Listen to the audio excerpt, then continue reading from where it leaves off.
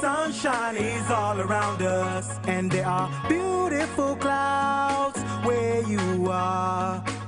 That's how I know that these worries will not last. I can see you've been crying and staying wide awake, asking yourself why the journey is so tough. They say tough times never last, only tough people do. So don't stop believing, I know it's gonna be better. Say la, la, la, la, la, la, la, la, ba-dum, ba-dum, boom, la, la, la, la, la, la, la, la, ba-dum. Can't be loved by everybody, it's impossible, you know. And trust me, it's okay, so let the toxic people go. Your peace within is more priceless than a pearl. You got to be happy, cause life's just way too short. Don't stress the little things, they will only waste your time. Just take it easy, easy like a nursery rhyme. And I'm singing, I know it's gonna be okay. So I wanna see you smile today. Hey, you just gotta be happy, man. Good days, bad days, it's all part of life. But you must keep the groove on and enjoy every single day. I'm sure you've had some happy days before. So what makes you think you can't have more? Keep on fighting and you'll see. You will soon see rainbows. Hey, come on! La, la, la, la. La, la, la, la. Ba-dum, ba-dum, boom. La, la, la, la. La, la, la, la. Ba-dum, ba-dum, boom. La, la, la, la. La, la, la, la. Ba-dum, ba-dum, boom. La, la, la, la. La, la, la, la. Around the way. Beautiful clouds, where you are, where you are. There are beautiful clouds, where you are, where you are. Oh, oh.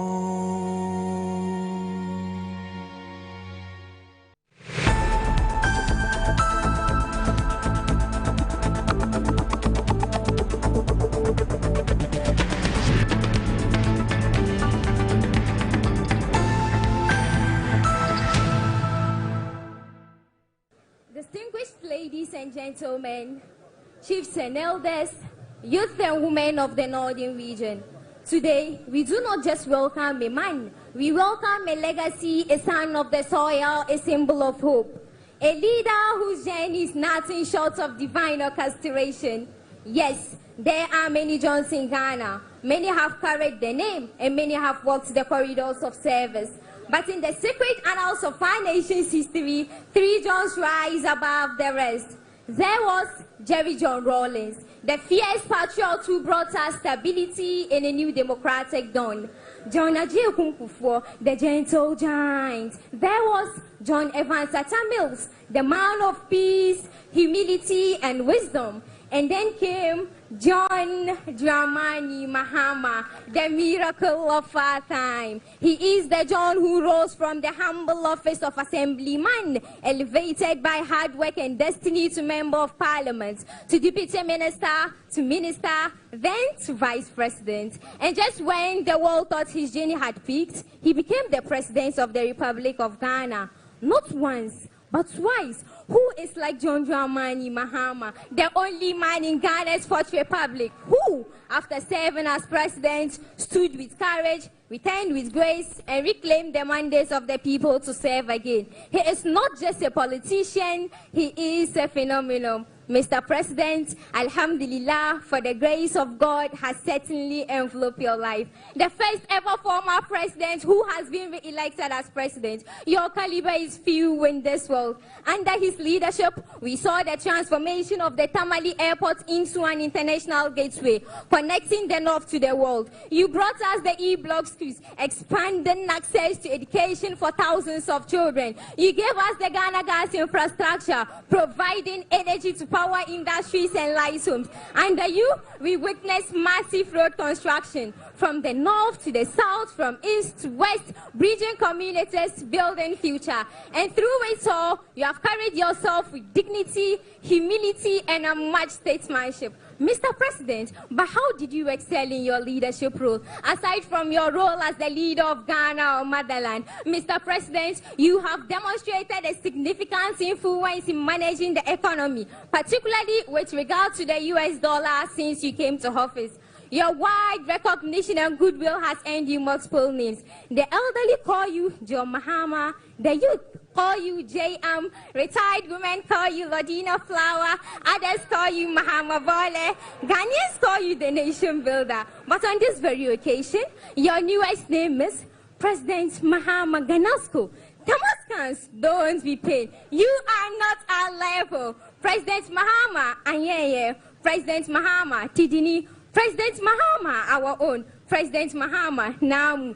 Ladies and gentlemen, today we say of all the Johns, it is John Dramani Mahama who stands tallest, not just in height, but in vision, not just in words, but in deeds, not just in promise, but in legacy. All dignitaries and fellow students, let us rise to honor our hero. His return is a march toward a new hope for Ghana.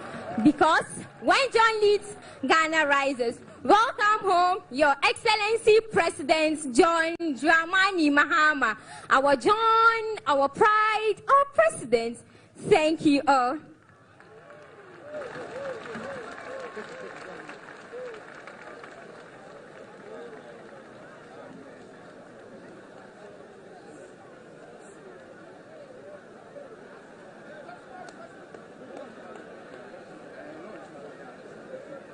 And for many of you, I came back to do national service, and at the time, Lodina was in Form 4.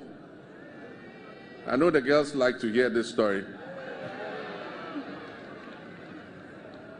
And so, I taught her for my national service year, and then she finished Ghana School and went and became a teacher in Banvin Primary.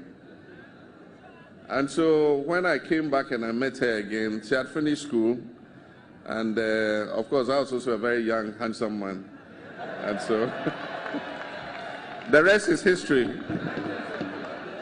In Ghana we say, your ears fit you too much. Thank you. God bless you.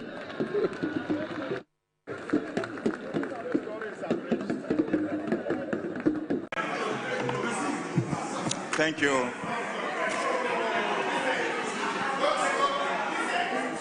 Thank you, Honorable Speaker, for giving me the opportunity to speak in support of the motion. Mr. Speaker, honestly speaking, Ghana man will tell you the case is settled. Mr.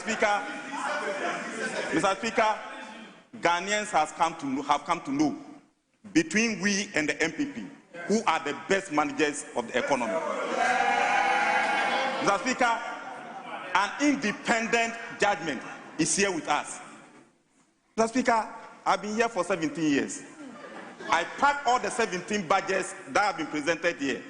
Mr. Speaker, the 2026 budget is the best among all. Mr. Speaker, what me and you, including 98 members of my brothers on the other side, were searching for has been found within not 87. They themselves passed a vote of no confidence on their own budget and their finance minister in the last previous administration. Mr. Speaker, not knowing there was somebody among us who could do it. Mr. Speaker, I've been here for 17 years. Ministers of finance who have occupied that office after their tenure, they remain in this country. Where is our former finance minister? he? Where is he? Where is our former finance minister? Matter close. Mr. Speaker. Mr. Speaker. Mr. Speaker. Mr. Speaker. At least, Mr. Speaker, I was here. Where is our former finance minister? Mr. Speaker, I'm saying this because not in that as a trivial matter. He occupied the high office of the Minister of Finance. He presented budget to us. Mr. Speaker, when I came here, the first finance minister was Kobna Dufo. After his tenure, he remained here. After that, Setepe, after his tenure, he remained here. He was even giving an IMF assignment. He still went and came back. Mr. Speaker, I saw Honorable Bauredu after his tenure, he remained here. Mr. Speaker, I saw Honorable Osafu Mafu after his tenure, he remained here. Mr. Speaker, where is your former finance minister? Mr. Speaker, that is just one. That is just one. Mr. Speaker, put that one as. We said we have the men and we are more knowledgeable than the NDC. Today they beat us to it, didn't they? That's not the only thing they did. They have been able to keep the dollar at 12. Why is anybody not blaming the governor, the finance minister, and the vice president who chaired the economic management team? Is it because I'm a female? I'm a woman. So in this country, where we have too many male chauvinists, it's easy to put your hand in a woman's eye and blame her for something. No. The dollar has been kept. Whether they are putting money in, whatever it is they are doing, President Akufo-Addo made it clear that he only brought Dr. Bawumia to come and help him to fix the economy. He said, if I say it in Twi, yesikana ye jata, enunti na makofa Dr. Bawumia se ombe yesikane mayen. Umianum. If after 8 years, yantimia yesikana, where are the men who are blaming me? Where are those who are pointing fingers? Semina mima yelusui. What about the fact say 17 to the dollar? All those men, do they not exist? It is sad that I have to come out and talk about a party like this. But the way they are pointing their hands into my eye, I have infections in my eye. And it's time for me to bring out that log. I did not do anything wrong. I am an agent. I'm a tool. The job is by the administrator is to receive funds from finance. And when you receive the funds, you disburse it as approved by Parliament. If you receive funds that is not approved, you cannot be allowed to disburse it. I worked hard. My job was given to me by President Akufo-Addo. By the time President Akufo-Addo was leaving office, he honored a few people that he believed had worked very hard for him. We got various categories, the Order of the Volta and all that. And I'm proud to say that President Akufo-Addo honored me. And up till today, whenever he sees me, he thanks me for a good work done. I want to thank. It is his argument that I have made a promise in this house that I was bringing Mr. Keno Foriata in February, and that he's asking me that I have said that. Mr. Speaker, I haven't said that. Mr. Speaker, with respect,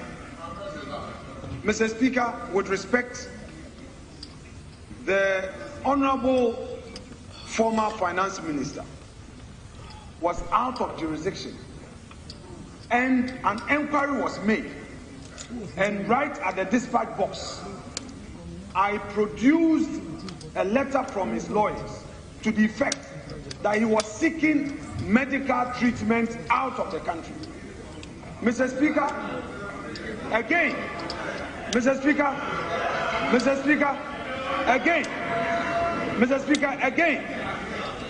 there was a further letter from him. Mr. Speaker, there was a second letter from him to the OSP. Mr. Speaker, that was the matter between him and the OSP, where he again indicated in a letter from his doctors that he was receiving medical treatment, he was undergoing surgery, and that his stay in the United States has been extended to ensure full recovery. Mr. Speaker, it would be unfair, therefore, for Honorable Ahmed Ibrahim to attempt to say that the man has refused to come to Ghana. Two, no, Mr. Speaker, these are medical issues and it's a matter of public record. Mr. Speaker, my colleagues, Mr. Speaker, my colleagues would have to be very fair to Honorable Ken Ofori-Atta.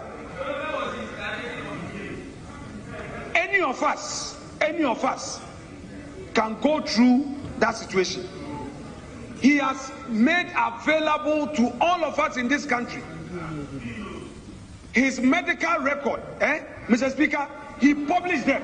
He attached it. His lawyers attached his medical records and the letter from his lawyers, his doctors, and made it available to the public. It is not a secret, and you and I know. So let us be fair. It can be you tomorrow. It can be you tomorrow.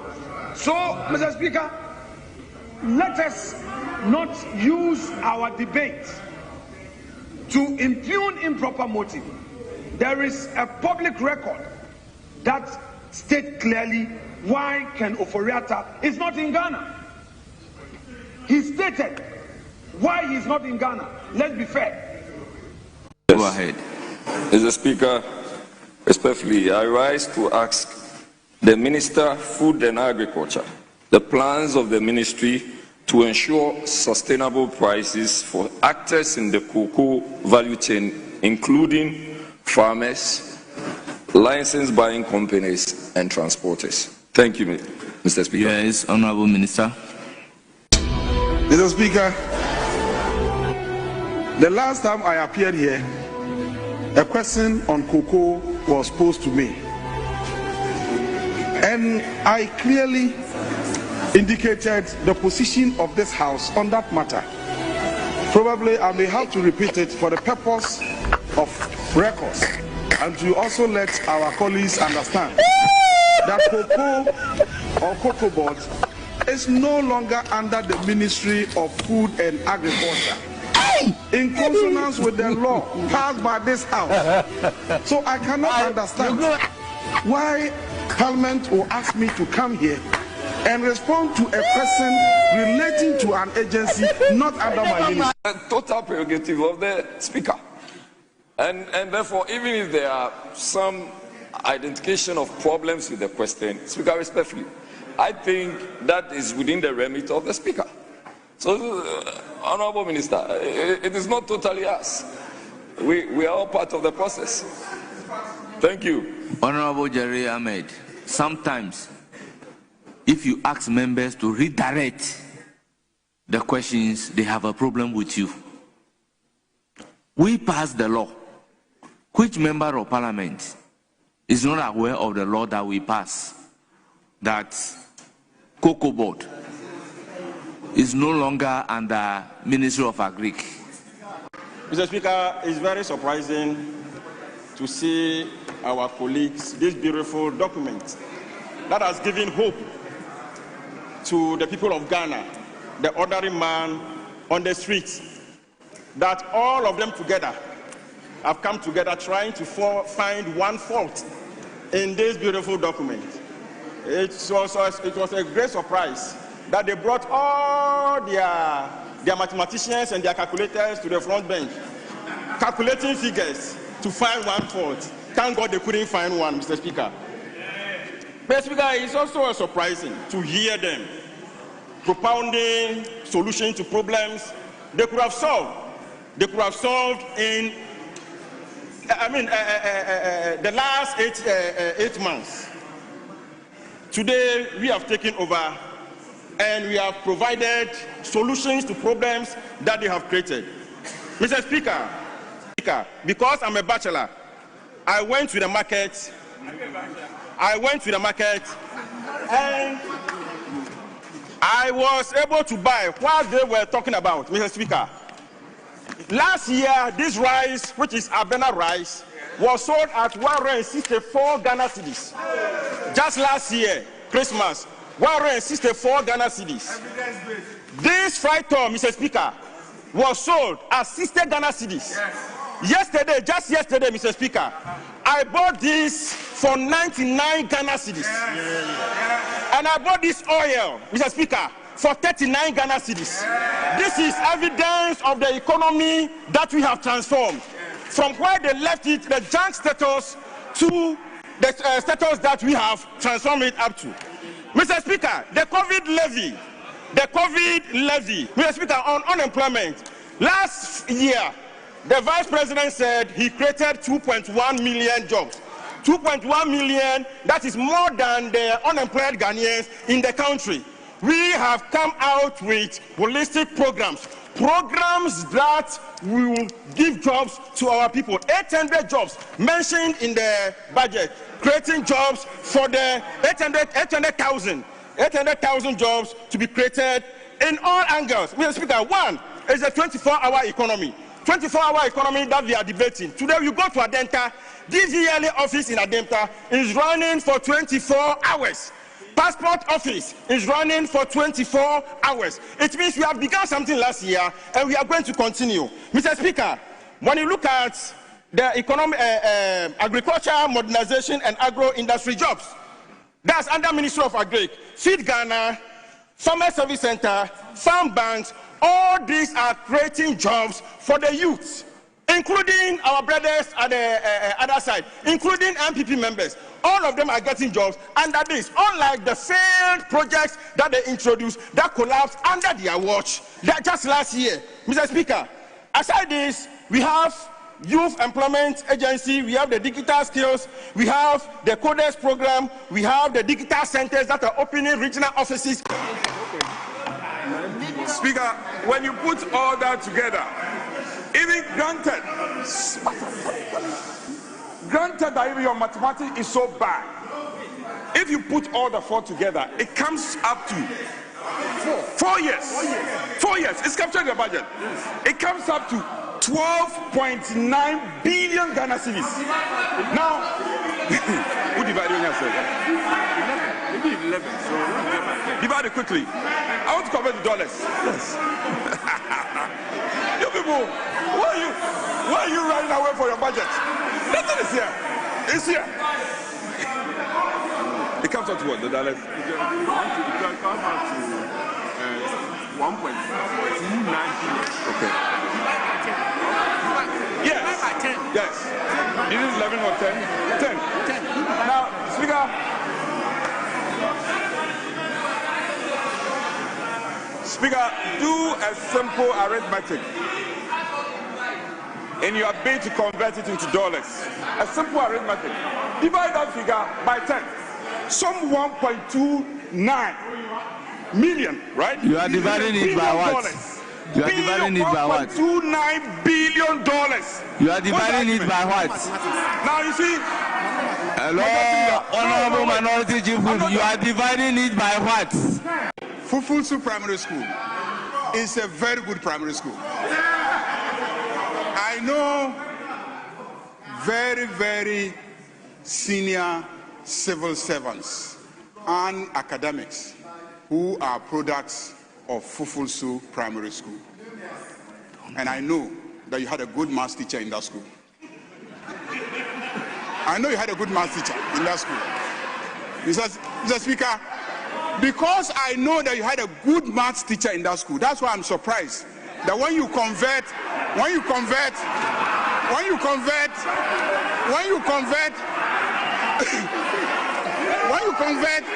2 billion Ghana cedis, when you convert 2 billion Ghana cedis into dollars, you get 1.2 billion.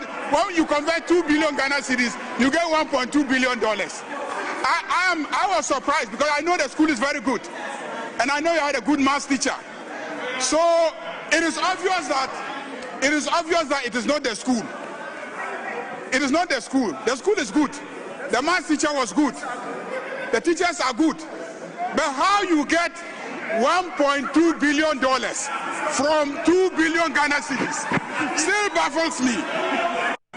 Fufusu Primary. Good friend opposite just spoke as if he was in opposition. My brother, you have moved to government. You are no more in opposition. Bring us the hard evidence of the corruption you are talking about and stop lamenting. Lamentations will not help you. You lamented for 8 years. You are in government. You are still lamenting. Stop the lamentations and work. Mr. Speaker, I hold in my hands 175 promises made in the 2025 budget. Mr. Speaker, if you care, I will lay it for the pleasure of the majority. Mr. Speaker, less than 30% of this has been achieved. And in fact, of the 30% that has been achieved, 70% of it are policies that has its foundation laid by the previous administration. Mr. Speaker, again, I have in my hands promises that were made in the 2026 budget.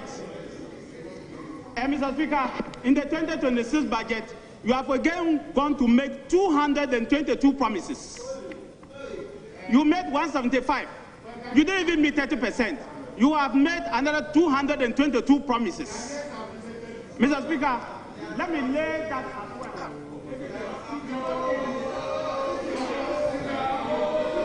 Mr.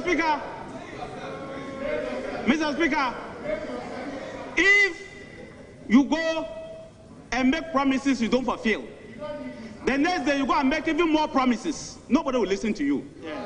That is the reason why Ghanaians are not listening to you. Mr. Speaker, that is the reason why Ghanaians are not listening to you. Take time and read your budget. I've given you the promises that you made. I've made it easy for you. If you don't have time to read the entire budget, I've made it easy for you. Go there and check. You will see all of them.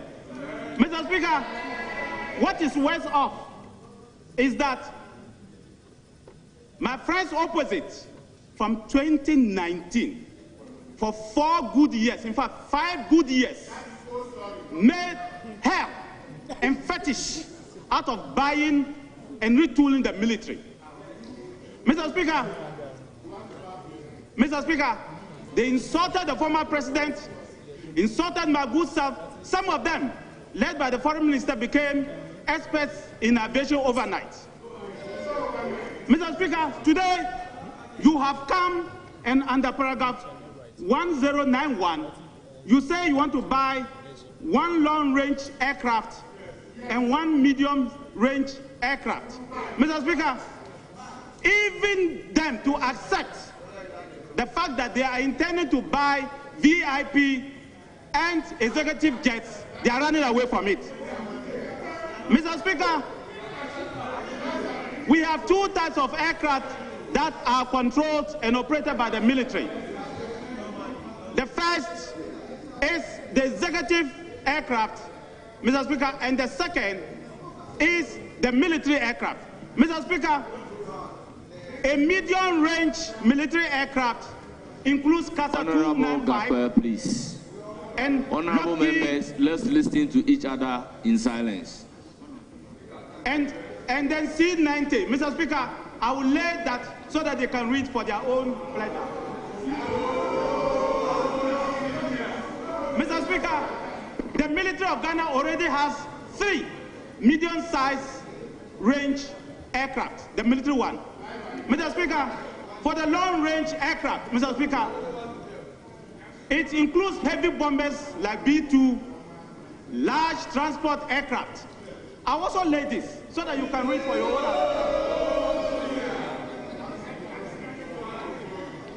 Speaker, it only leaves Ghana. Ghana does not need and cannot operate, and no African country operates a long-range military aircraft. It only leaves us with one option, what we call the VIP aircraft. Mr. Speaker, this is how the VIP aircraft looks like. What in Ghana here we call presidential aircraft. This is how it looks like. And you intend to buy 2 of them.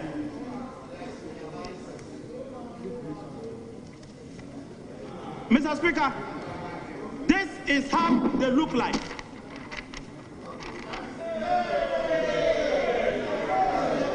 This is how they look like. And Mr. Speaker, this is what they want to buy. And I will put it for the pleasure of members.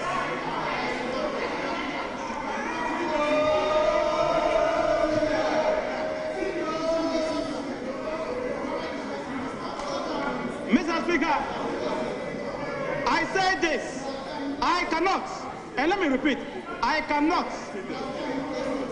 never be against the purchase and retool of the military, never. After 8 years, I will never be against it. In fact, I was here to fight for the military to get aircraft. I will never and can never be against it. But you on the opposite side, you need to explain to the people of Ghana why for 5 years you fought against it. 9 months later, you are running to buy not 1, but 2. What is that? Mr. Speaker, you need to do that and possibly apologize to the people of Ghana. Mr. Speaker, let me be very frank.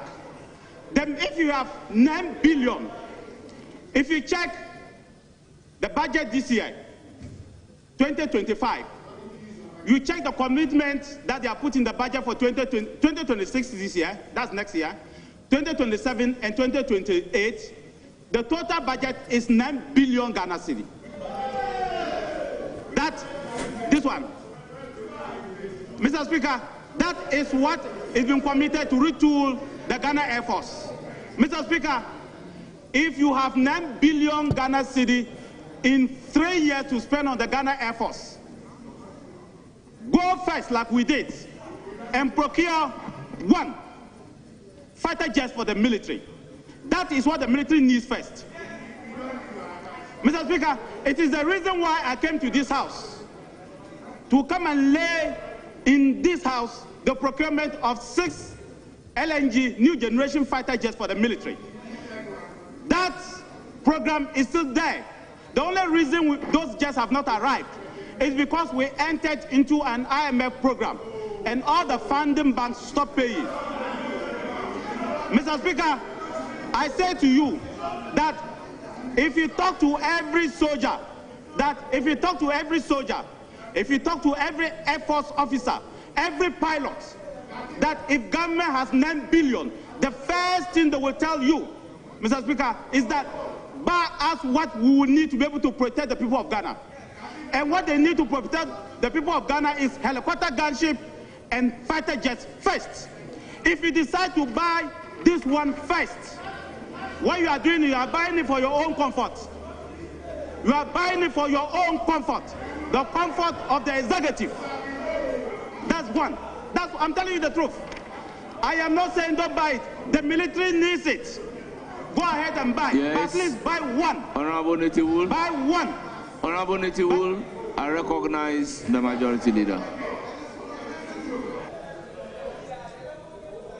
Thank you very much, Right Honorable Speaker, for the opportunity to contribute to the ongoing debate on the budget statement and economic policy of the government of Ghana for the year 2026 financial year, presented by the Minister of Finance on behalf of His Excellency, the President.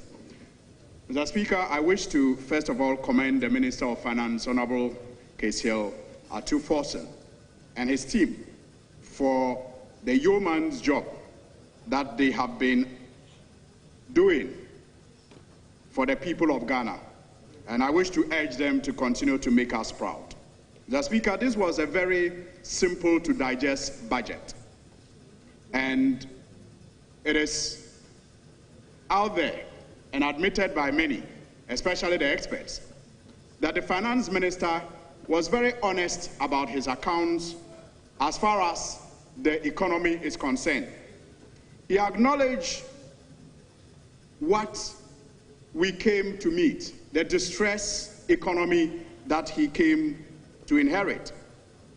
And then he recounted to us about how the 2025 budget had helped to restore fiscal stability, and also accounted to this House how the fiscal stability was being sustained through the introduction of revenue reforms that was to ensure more tax compliance, especially with the introduction of digital means of collecting revenue, like the introduction of AI. Mr. Speaker, but what was also most significant was his emphasis on tighter expenditure controls and the growth-oriented spending that he and his team have been focusing on.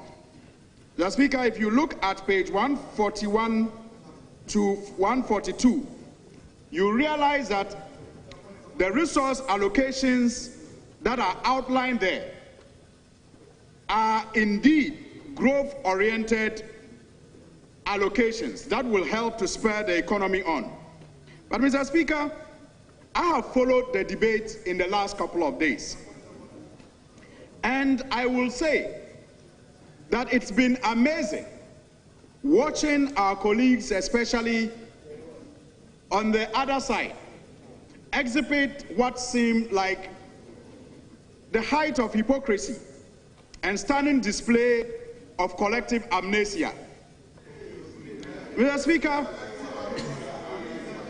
Speaker, it is amazing to watch them lament about unemployment and poverty whilst criticizing this government's focus on critical infrastructure. Mr. Speaker, for 8 long years, they were the very architects of our current economic distress. They were in charge, Mr. Speaker. They presided over an era where the word corruption became synonymous with leadership. Mr. Speaker, from the Ejapa royalties deals, to the Eka energy controversies, to the PDS scandals, Mr. Speaker, the countless reported breaches on COVID-19 relief fund of about 21 billion Ghana cedis. Mr. Speaker, the National Cathedral waste of over about $100 million. Mr. Speaker, the SkyTrain deals that never was. Mr. Speaker, the Paulugu multipurpose dam that never was. And the money that the state lost as a result of these ventures. Mr. Speaker, I could go on and on. Mr. Speaker, their tenure was a master class of state capture. Mr. Speaker, the resources that should have been building factories, that should have been building schools, that should have been building hospitals, were instead funneled into the pockets of a very selected few. Just because, so when you watch them today lament about unemployment, lament about poverty, it is shocking and can only be described as the height of hypocrisy. Just because yesterday I heard my honorable colleague, Kojo Oppong Nkrumah, make reference to the fact that they handed over about 150 factories. And that because we have cancelled the 1D1F office, Mr. Speaker, those factories cannot provide the jobs that are needed. Mr. Speaker, really, was the 1D1F factory paying the workers? If indeed they handed 150 factories, those factories should be providing the jobs and contributing to the economy of this country, whether a 1DF office is in existence or not. Whether a 1DF office is in existence or not should not affect the running of those 150 factories. Mr. Speaker, They say in our language, in Dagbani, that Kayanya to Zomilgia. Mr. Speaker, to wit, the lack of energy to carry the load that is before you is the reason why you will say the aid that is to help you carry the load has shifted. Mr. Speaker, so clearly, if they had those 150 factories, they would have been functioning and supporting the economy. Mr. Speaker, the culture of corruption that directly fueled unemployment and poverty they now pretend to decry can only be attributed to their administration. How can jobs be created when contract sums were inflated? Mr. Speaker, and the funds were actually channeled. We're told in this country that party here, Sika. We all witnessed what happened when they introduced LEAP. Mr. Speaker, we witnessed what happened when they introduced NAPCO. Mr. Speaker, these schemes were compromised by systematic graft, leaving beneficiaries in the lurch. Mr. Speaker, the lamentations, therefore, are not a sudden awakening of conscience. They are a political strategy just to evade responsibility. But I assure them that President Mahama and his government will ensure that every peswa that was wasted is retrieved where possible. Mr. Speaker, the priority of this government is on critical infrastructure. And critical infrastructure, Mr. Speaker, is not just luxury. It is a necessary intervention to rebuild the foundation that they destroyed. Mr. Speaker, their administration prioritized consumption, spending on themselves and their cronies, while this government is prioritizing production. And you cannot tackle unemployment, Mr. Speaker, without reliable energy. Investing in the power grid and renewable energy is what will power the industries that will create the jobs. And that is why in this budget, Mr. Speaker, you'll notice the commitment to a GPP2, the construction of another Ghana gas processing factory. Mr. Speaker, you cannot reduce poverty without efficient transport. Building roads, Mr. Speaker, and port infrastructure is what will lower the cost of food and goods and connect farmers to markets and make Ghanaian businesses competitive. And that is why, Mr. Speaker, you will notice in this budget again that we have prioritized critical corridors, road corridors in this country. We have prioritized the construction of the Western Corridor, Wenchi all the way to Wa, the Eastern Corridor. That will take the road all the way from Aflao to the Upper East region, Kolongugu. Mr. Speaker, we have also prioritized the Central Corridor. And as we speak, the dualization of the Accra-Kumasi, highway has reached about 64% completion rate. And Mr. Speaker, you will recall that when we came into power, that project was stalled because there was no dedicated funding for that project. It has been put now on the Big Push agenda. Mr. Speaker, the headline of President Mahama's Big Push agenda is the new expressway that will see about 8 interchanges on the Kumasi-Accra highway. Mr. Speaker, all of these are not just concrete, bitumen, and metals. Mr. Speaker, these are projects that will impact our economy, that will produce jobs, and that will create employment. Mr. Speaker, you cannot attract investment without a transparent system. The new government, and that is His Excellency President Mahama's government, is focused on rebuilding trust and directing funds into tangible projects. Mr. Speaker, Kenke, which used to be 5 cedis, is now 7 cedis. So clearly, Mr. Speaker, it shows that the government of Ghana, the budget presented by Dr. Ato Forson, is just not working. Mr. Speaker, who are the Galamseyers? The politicians, the chiefs, and the security agents. They are responsible for polluting the whole of water sources in Ghana.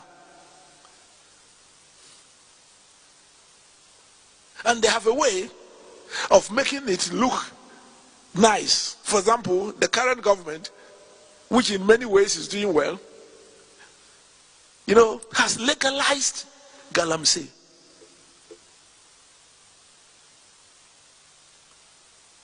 Gold board is legalization of galamsey. Oh, yeah, no. We buy from the small gold miners. If you're able to distinguish between the small genuine gold miners and galamseyers, you could have stopped the galamseyers.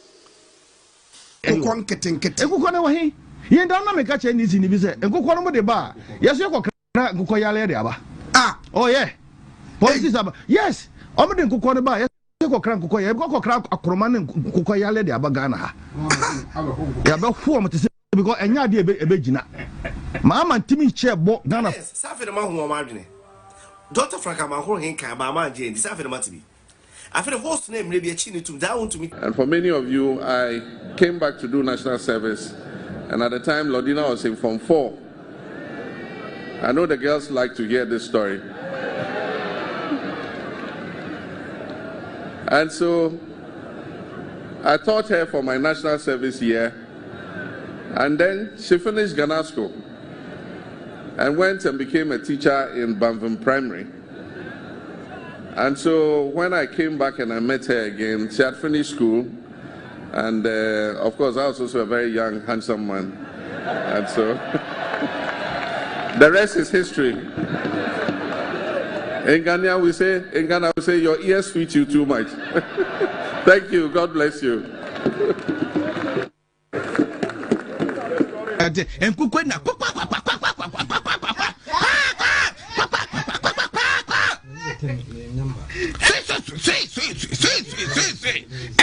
Government is broke, but people are spending billions to go inside the government that is broke. Have you ever seen a minister who resigned because government is broke before? Government has no money. Have you ever seen a governor who said, ladies and gentlemen, when I was elected, I thought the government had money. Now I discover government has no money, I resign. Have you ever seen it? Government has no money, but they are bringing money out at election time. Where is that money coming from? So they are lying. What is happening is that there are two types of wicked people in government. Type 1, they eat current money. Any money they find in government, they will eat it. They are wicked about that one. There is type 2. Type 2, they eat current money and future money. They will say, my term will end next year. When I leave, how will I eat money? Let me borrow money now and borrow money of the future and eat it now.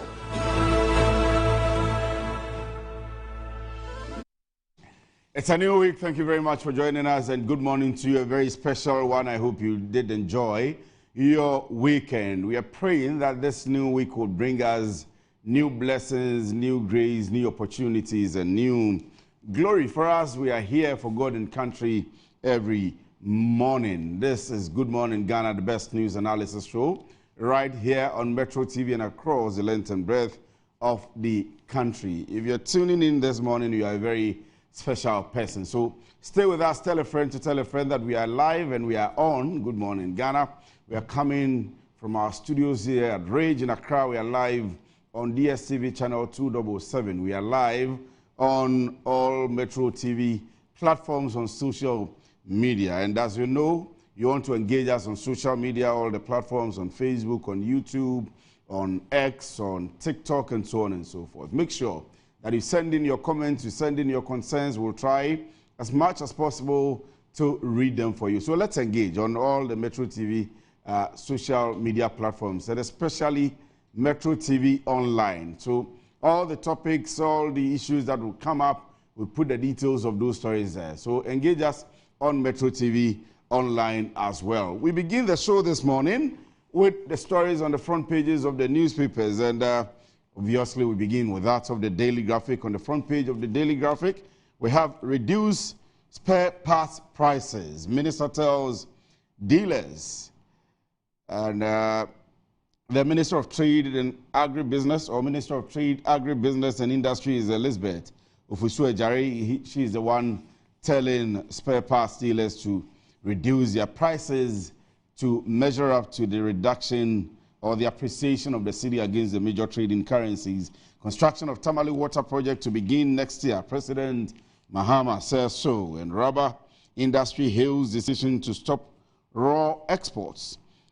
Graphic Business Stanbic Bank breakfast meeting is tomorrow. This is the Daily Graphic newspaper. The Ghanaian Times. The Ghanaian Times.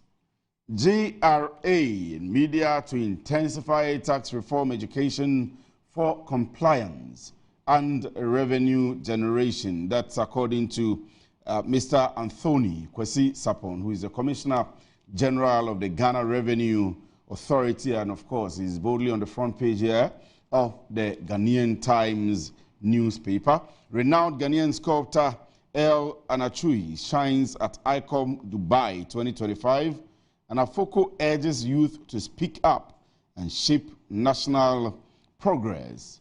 Paul Afoko is the former chairman of the New Patriotic Party. VR, please, that's Volta region, please, destroys 4.2 billion Ghana cedis Indian hemp. Springfield's WCTP2 contribution major national milestone. That's according to Kwadwo Poku. This is the Ghanaian Times newspaper. The Daily Guide. Daily Guide. Ken is Ghana's answer to unemployment. Na Toshi Ado. Irene Na Toshi Ado is the former administrator of the Common Fund, and she's the one making this assertion, captured boldly here on the front page of the Daily Guide newspaper. Nigerian fugitive arrested in Ghana for murder. Says Sam Jonah is the 10th Amy Africa Ultimate Man. Bogus Prestia Mine. Supreme Court throws out application against Heath Goldfields. And Ghana appointed Kimberley Process 2026 Vice Chair. Sami Jemfi is the Chief Executive Officer of Gold Board Ghana. I'm told he's expected to give an address today at the ongoing conference. And of course, if he does, in the week, we'll bring you the details of that as well. So that's the Daily Guide newspaper. The insights. The insights. Prof. Adai under fire over claim Gold Board legalizes galamsey. And so policy analyst and natural resource governance advocate Dr. Steve Mantiao dismisses as mischievous the claims by Professor Adai that the establishment of the Ghana Gold Board is effectively legalizing illegal mining. I'm sure that we'll have time to go through this morning. Whereas Ken Ofori-Atta, majority to Afenyo Marking. Ada Songo workers urge government to repossess salt projects. Wow.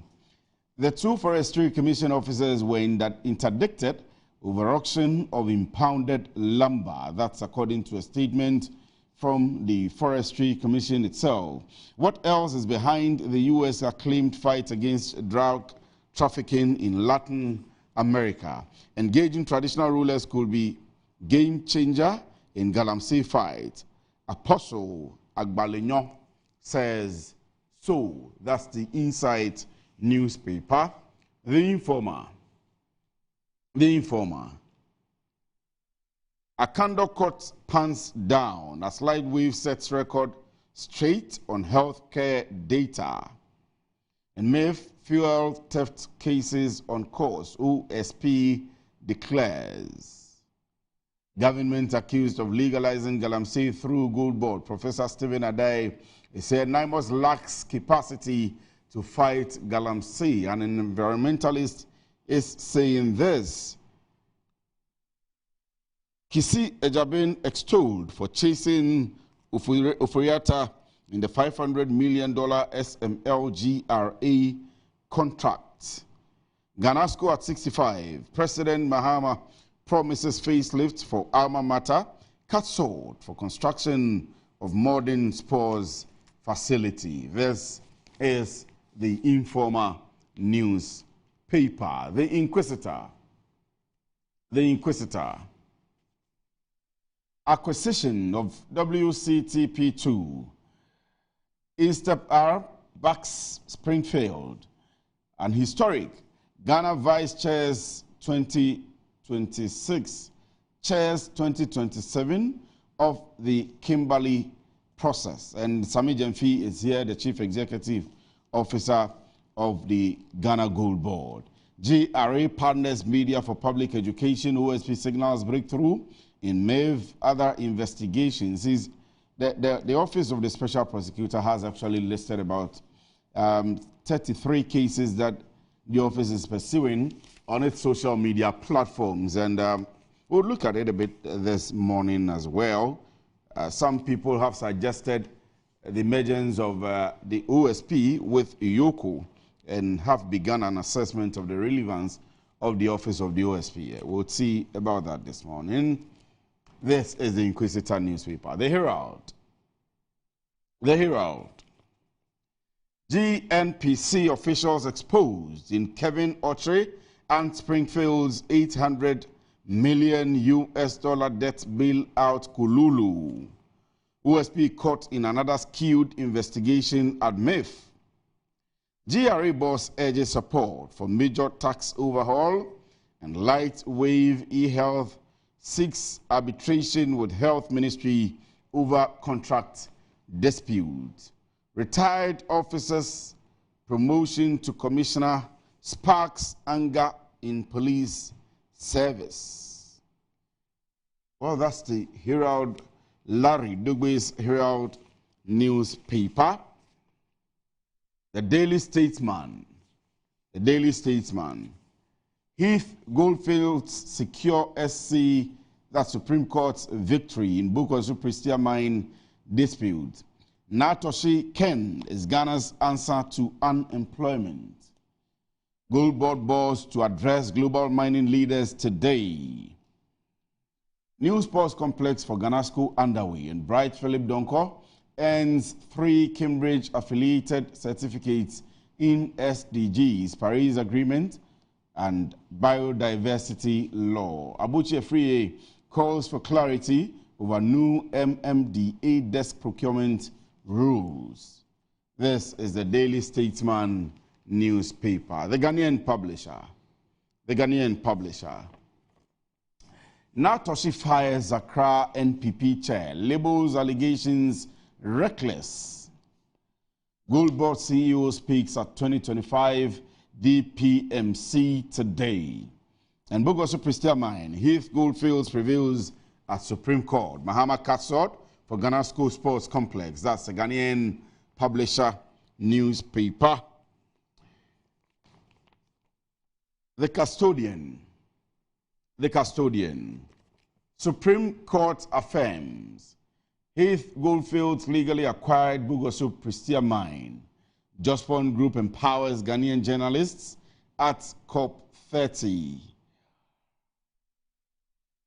So there is a lineup of journalists in here from Ghana who were sponsored by the Jospon Group of companies to participate in the COP30 in Brazil. And there is a cross-section of these journalists on the front page here, as captured by the Custodian newspaper.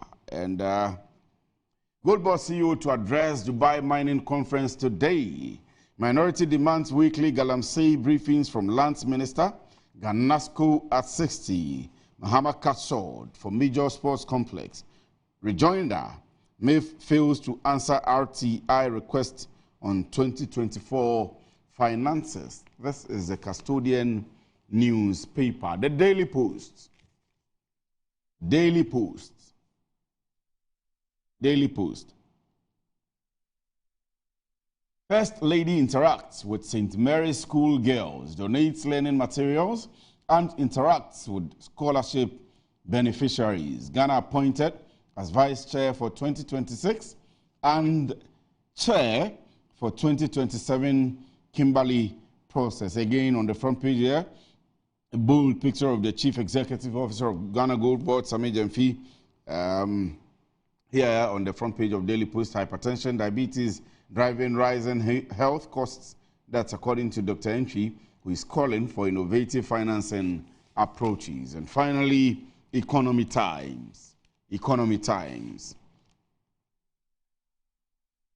Preparations for insurance of Ghana infrastructure bonds begin.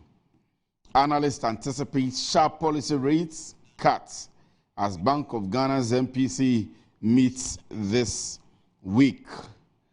And VAT reforms. Traders clash with government over unfair system. So these are what's captured by the Economy Times newspaper, and that does it for the stories on the front pages of the newspapers. You would want to take a sneak peek at my guest for this morning, and I have Professor Benedicta Yaira Fusu-Mensah, who is a member of the communications team of the ruling National Democratic Congress, and Thabita Apejine Ayila is the communications team member, a senior one, of course, of the New Patriotic Party. They are already seated here in the studio, and some of the guests, the topics that we will be bringing to you this morning is the performance of the government entirely, including the 24-hour economy, the big push agenda, and so on and so forth. The budget comes in there, and all of it. How is it looking for you? You want to share your comments with us. We'll be discussing the OSP and Yoko. The question is whether to merge or stay separate, and is the Office of the Special Prosecutor still relevant? The SML issues would come up as well. Galamsey showdown. Professor Stephen Adair says Sami Gyamfi's Gold Board is an endorsement of illegal mining. So Sami Gyamfi is in Dubai, currently becoming the vice chair in 2026, and then the chair of the conference that he's attending currently. Meanwhile, Professor Adair is here mentioning that the setup is an endorsement of Galamsey. We'll look at all of these details. Let's see how the stories which are coming up are performing on Metro TV Online. After that, I'll take a quick break. When I come back, my guests are seated. I'll do proper introduction of them, and then we begin the discussion. So tell a friend to tune in this morning.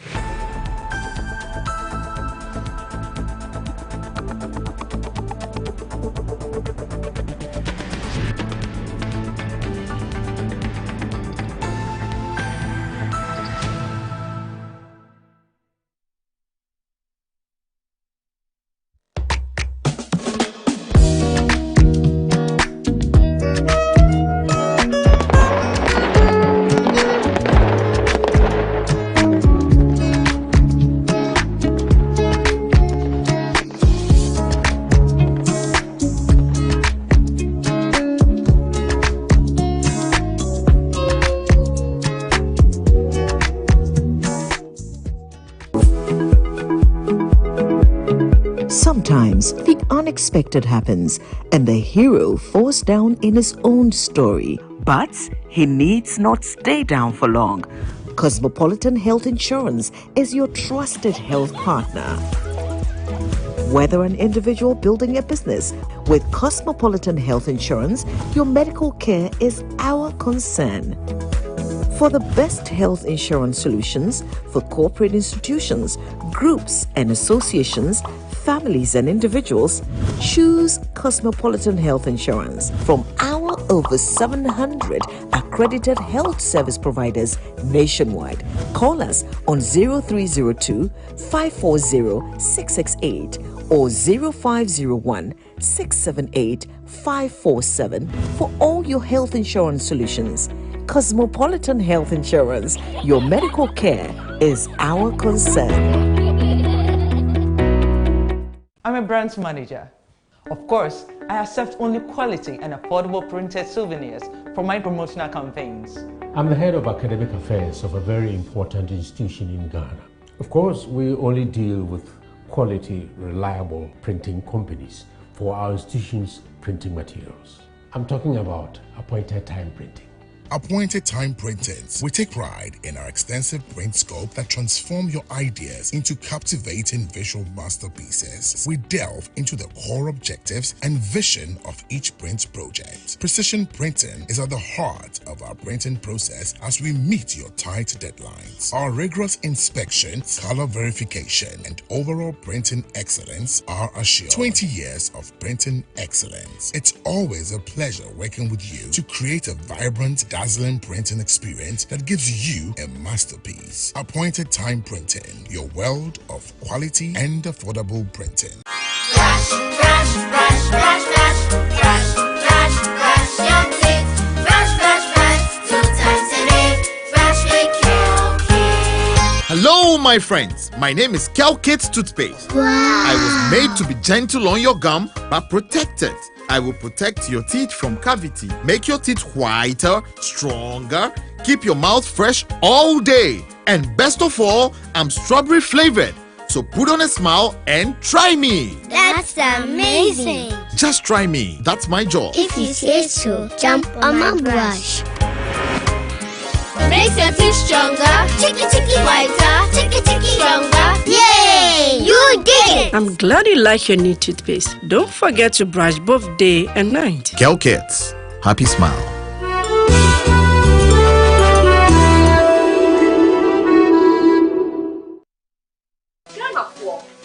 Chia winning Nara, me ding edge baby dapa, me dear son cocran ebremo. Now that what we are with piano ed depana me de bremo. And no any summer spices. Summer spices in here, and we will not be breo. Various flavors, Ubenya a yako, Ubenya nemchi, you do good jollof woman and we get dead. Ubenya you do quam, you do for you, hot nako pibito.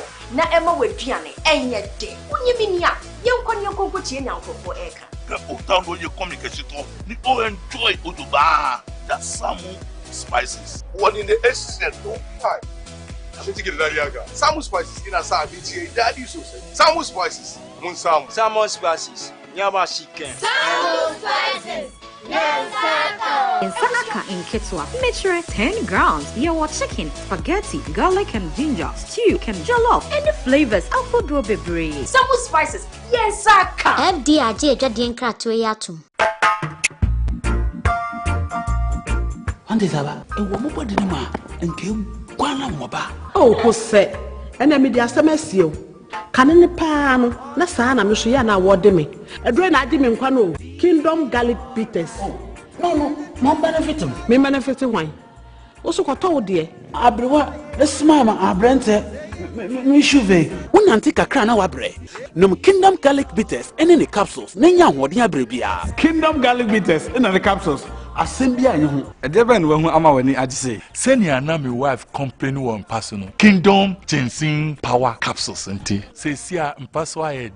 Kingdom Ginseng Power Capsules. A many genius from Debefi, Abrebia. Obebia o de poor hauno. Edroba Kupa Wihiane Tremendous Capsules. Tremendous Capsules. Yes, you ma your besima. And no, you when you be over a ton rubia. Kingdom Herbal. No challenger.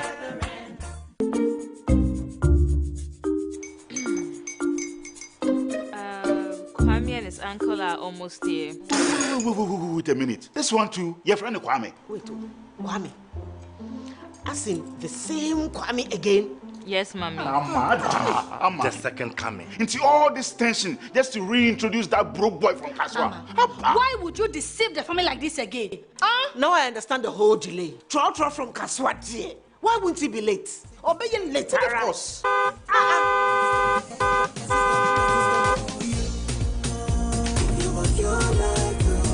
Star 712 hush, star 712 hush.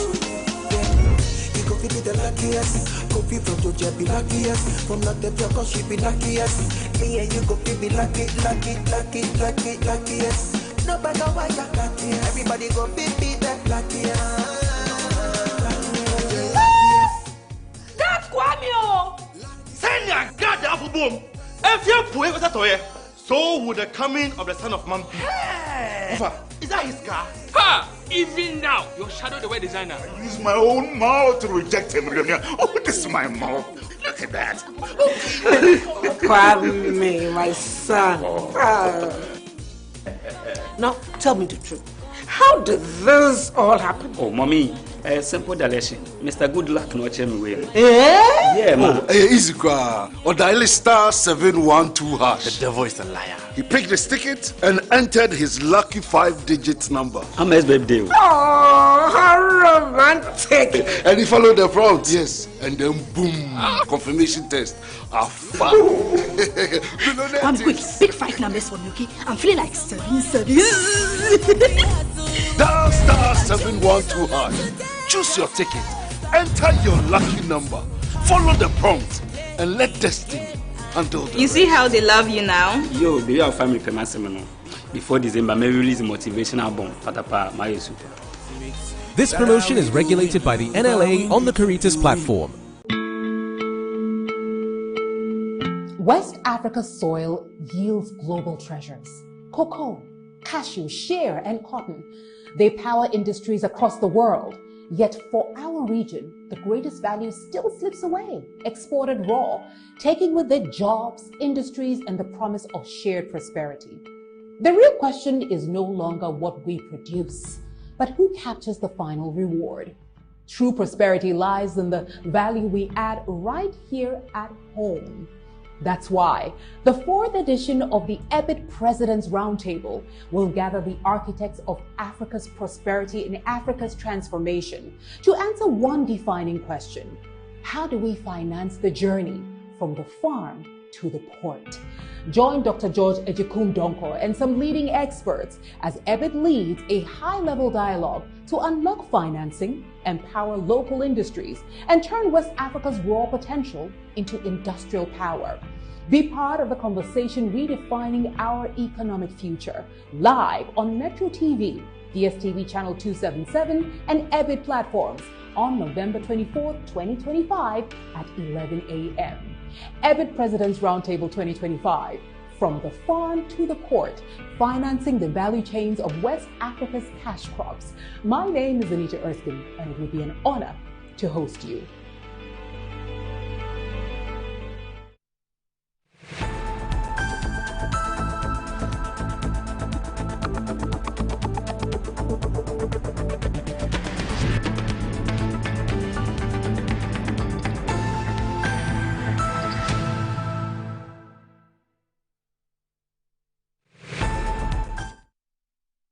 Right, so you're welcome back from the break. This is Good Morning Ghana, and we are happy to serve you this morning. Let me come to the studio, but just before I do, there's been a lot happening on the social media, so get onto our social media platforms.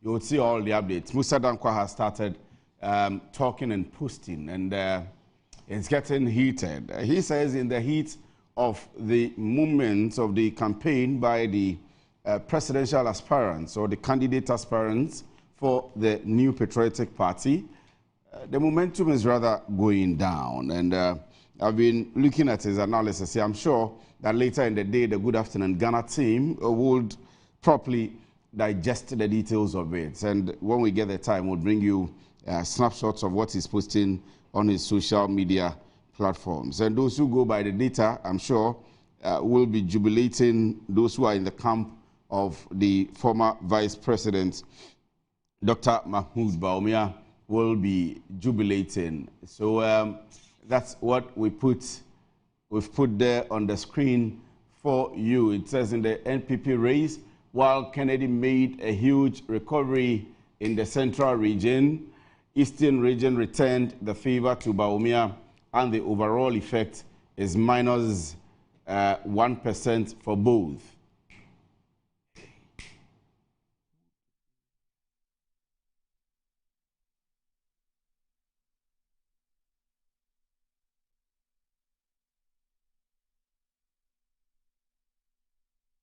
This is some few minutes ago, and it's this morning. Please put it back.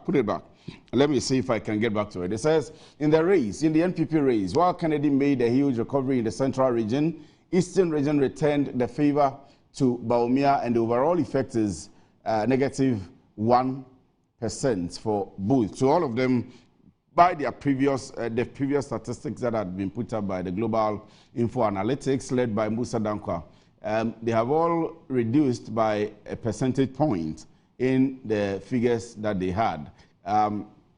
Central region wasn't favoring Honorable Kennedy Agyapong.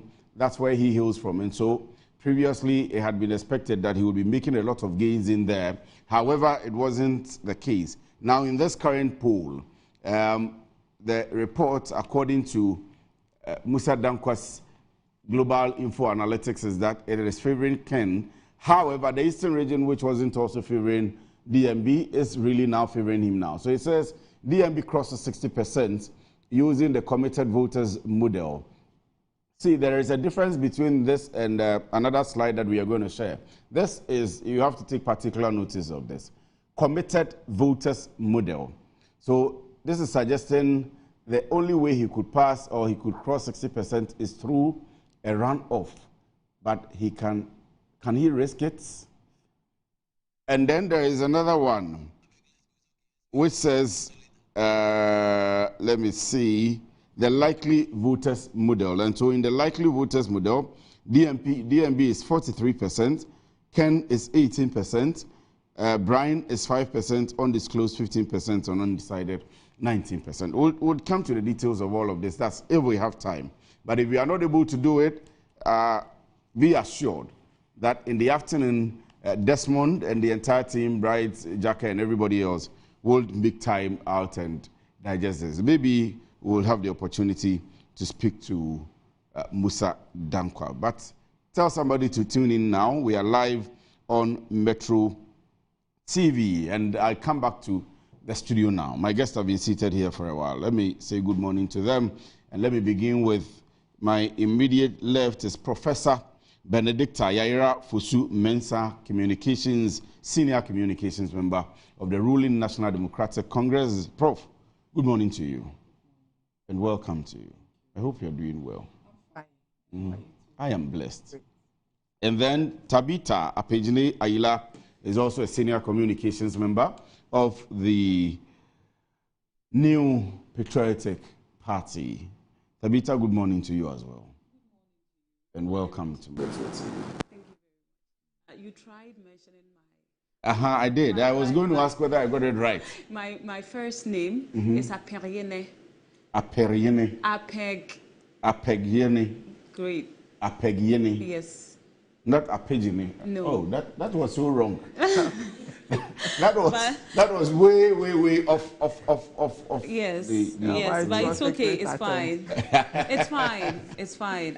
Oh wow! Forgive me. That was way off. Oh, you're welcome. Right. So this morning, I don't know. It's usually an all ladies affairs on Monday. Today our lady is not here, and so we are trying to see if we can do justice to what she does best. And so, Anyampofu, wherever you are, good morning to you. I'm sure you're watching. We'll see whether we can play the ladies' game this morning. But Prof, let me begin with you. Your party is in government, and a lot has been happening. For those of us who love economics, we've been focusing on the macro indicators. We've been talking about inflation hitting a single digit.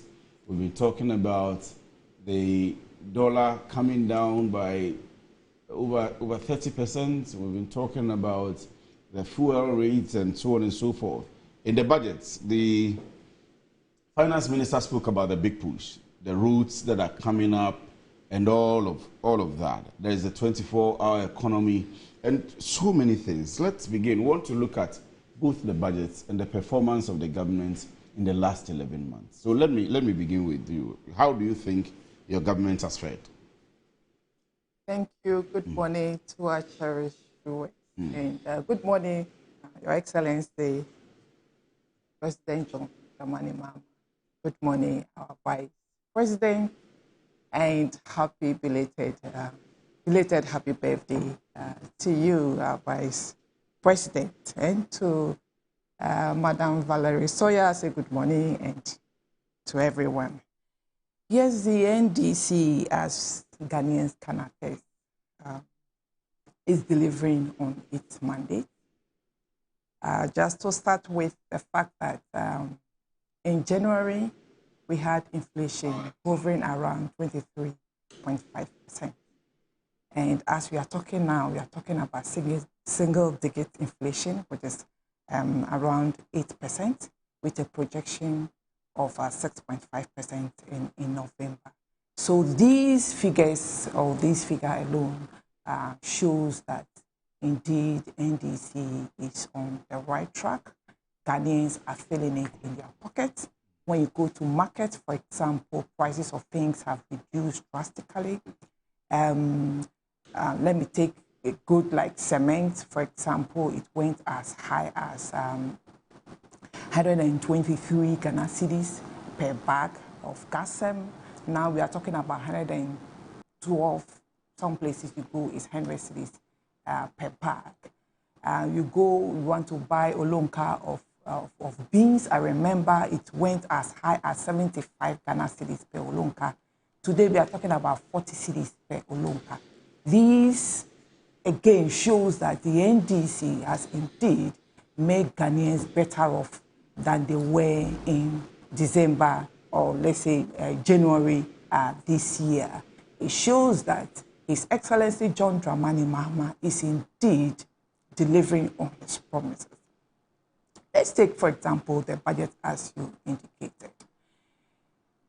His Excellency John Dramani Mahama indicated the fact that when he comes, he has a number of policies that he was going to push and to make sure that the agenda setting as he indicated, he would deliver on it. Now, when you look at the budget, we talked about creating as much as 3 garment factories within some regions, such as Central, Eastern, and then also Bono East. And by establishing these garment factories, it's going to create a lot of jobs, as much as 200,000 direct jobs. So this is also going to, again, put a lot of money in the pocket of individual people who were once upon a time not employed, today would also be employed. The factory is far advanced and very soon will be operational. He also talked about processing factory, that's agri processing factory, and these plants are going to be in the northern, in the central, Ahafo, Bono, northeast, Bono East, and then also Western North region. And these are going to process raw material. Ghana, over the years, we've seen instances where we most often export our raw material, but now we are talking about value addition.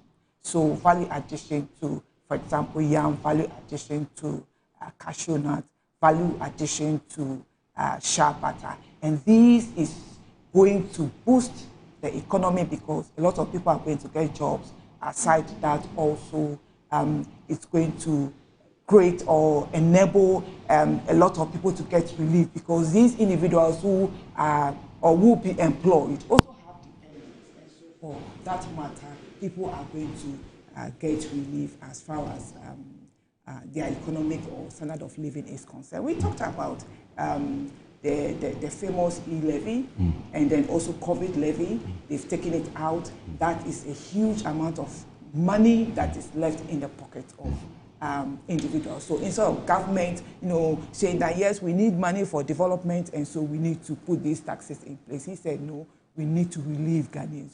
So the COVID levy that Ghanaians have talked about, and the fact that it looks like NDC is disappointing the public because we promised removing it. Now it's been removed, and that is a lot of relief to us. So this shows that indeed NDC is on the right track. Now those who have been using Pokwasi or Nsawam, Accra, Kumasi Road. Yes, they're famous. I mean, there was a time I used that road. And then I was just asking myself, do we really pay tax in this country? I was just asking, do we pay tax in this country? If we indeed pay tax, how on earth can our road be this deplorable? I mean, it was just unbelievable, with cars struggling, meandering. You could hardly see the end of the road, so much dust, Today, when you go there, you don't need an NDC person to say that, oh, John Dramani Mahama is doing well. But a lot of commuters, a lot of people are saying that indeed everything is moving on well. Things have changed. And this again shows that His Excellency John Dramani Mahama and his team are really delivering on the promises that they made to Ghanaians. And so this shows that, yes, NDC is on track. I remember somebody made a comment, I just forgot the name of the person, who said, NDC, where are they getting money to do all the things that they are doing? Because indeed he said that there's a drastic change in the things that, as compared to the things we used to see today, compared to what was happening previously or in the previous administration. And it just shows that His Excellency John Dramani Mahama, he promised on a lean government. He has delivered on that. He talked about prudent management or use of funds, and he's doing exactly that. So indeed, His Excellency John Dramani Mahama and the NDC government are doing excellently well. And Ghanaians can attest to it, because each day, everyone, if you have a car, you go to the pump, you buy fuel. You go to the market, we've seen prices dropping. Now we are talking about single digits, 8%, when we're at 54% once upon a time in this country. And today we are talking about a single digit of 8%. The dollar, very stable. So indeed, NDC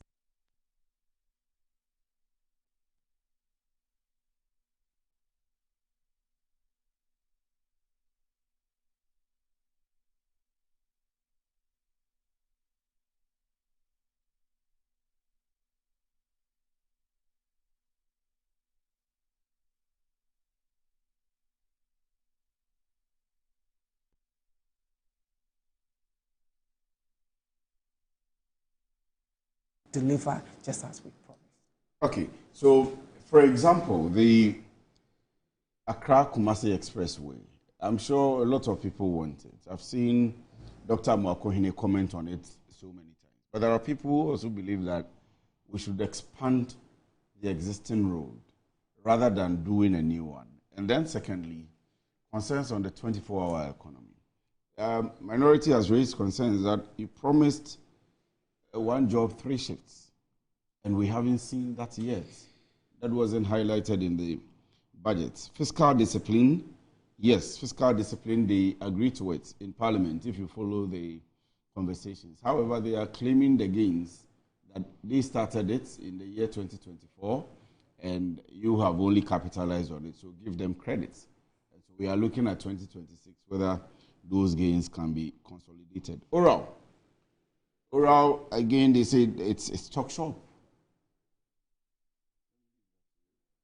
Okay, I would want to say that the issue of why don't we expand? Now we are talking about, when you look at our roads, they are not straight routes.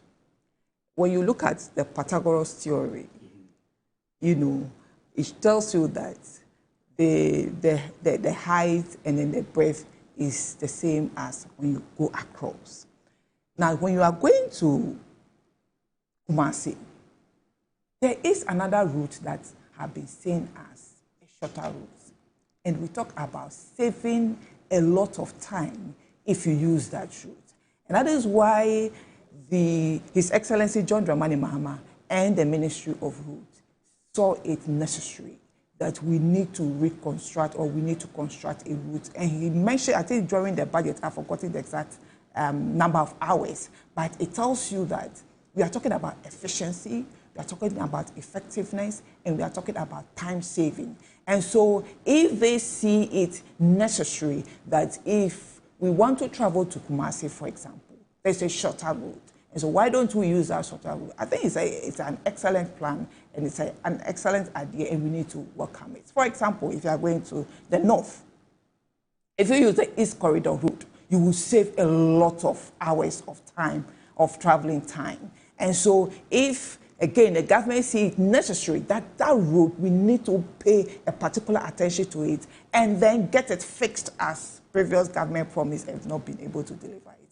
I think it's an excellent idea and Ghanaians should applaud that. You also mentioned the fact that 24-hour economy, we are not seeing much. I think, you know, as God told Abraham when he said you should go outside and look in the sky, and he said, what do you see? And he said, I can see the stars. And he said, so shall your descendants be. Yes. If you refuse to see something, you would not see it. This 24-hour economy is being implemented in some institutions. The government did not indicate that immediately they come to power, they are going to make sure that every institution or every business starts running on 24-hour economy. That was not that wasn't the promise. He said there will be a 24-hour economy and people are free to, you know, roll onto that policy and government will support. Now, when you go to the passport office, 24-hour economy is ongoing there. When you go to a driver's license unit, DVLA, 24-hour economy is being implemented. When you go to some processing factories, 24-hour economy is... So the fact that some sectors or some businesses are not running does not mean that it is not ongoing. It is ongoing. It's going to expand and more businesses or more entrepreneurs are going to come on board. And this is going to, you know, create a lot of jobs. It's going to, you know, bring in a lot of money into the economy. And Ghanaians will be more relieved than they were in 2024 and just even January 2025. And so 24-hour economy is ongoing. Government is determined to do it. Not just the recent recruitment that is ongoing. It indicated the fact that, yes, to enable the 24-hour economy to run, there should be enough security. And they are just doing that. There's a lot of, for the first time in the history of, for the first time we are hearing of public recruitment. Previously, you hardly hear about this recruitment. It's been done secretly. But we are seeing, again, this being done. And a lot of people are going to be recruited to make sure that 24/7, there are, you know, security personnel on our roads to just give relief to individuals who are commuting late in the night, to be assured that they are safe, to go to work late in the night and to come home late in the night. So government is delivering on its promises. And I know many Ghanaians can attest to it that 24-hour economy is ongoing. So if you go to DVLA, maybe you are busy, you can go there 7 o'clock or 8 o'clock and you will be served. And somebody even made a comment that he wanted to test the system. So he decided to go there late in the night. And he was served. Within 5-10 minutes, he was out from that place. So indeed, government is delivering. Issue about oral. Oral is ongoing. The Attorney General and his team are doing excellent work. I know that Ghanaians are agitated, or there's some bit of agitation because we really want to see the whole process move at the speed of light. But we all know that in order to go to court, you need to gather enough facts. You need to make sure, because they say what, one is not guilty until proven guilty. And so you need facts to pin the person down, that indeed you have committed this crime and need to be prosecuted. Now, if you are a lawyer and you go to court and your facts are half-baked, especially with the oral case, should the Attorney General go to court and the judge begins to punch holes into the case or into his evidence, I think many will be disappointed in the Attorney General. And probably not just the ordinary Ghanaian, but even our members within the party and the government will also be disappointed. He said he was not incompetent when he was a private legal practitioner. And so he wouldn't want to be incompetent when he's Attorney General. He is gathering the facts, and he will make sure that the people who stole government funds, the people who really made a lot of Ghanaians poorer than they were, are prosecuted. And he's laying the facts. We've seen a number of cases he's already sent to court. The National Service case, we've seen the issue of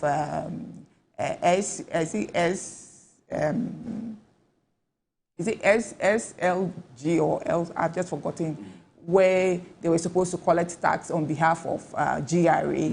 The SML. SML, exactly. It's also being handled. We've seen the Kenoforiata also case being investigated, and a number of them. So it's just a matter of time.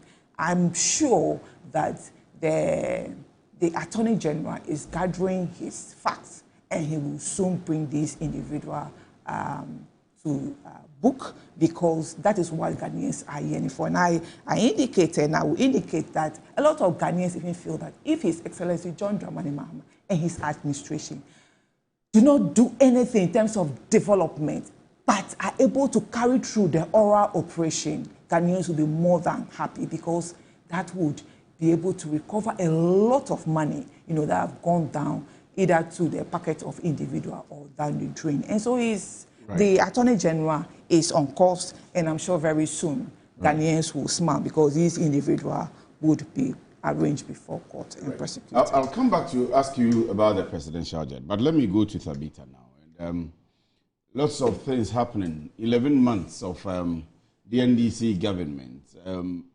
KCL Atoforsen, who is the Minister of Finance, was in Parliament last week to read the budget. The conversations by both sides have begun in earnest and ongoing. The big push is rife. The fallout of the budget, the 24-hour economy is on. I mean, your own assessment and your party's assessment of the performance of the government in the last 11 months. So let me give you the time to go on. Yes, so good morning to you and to all viewers.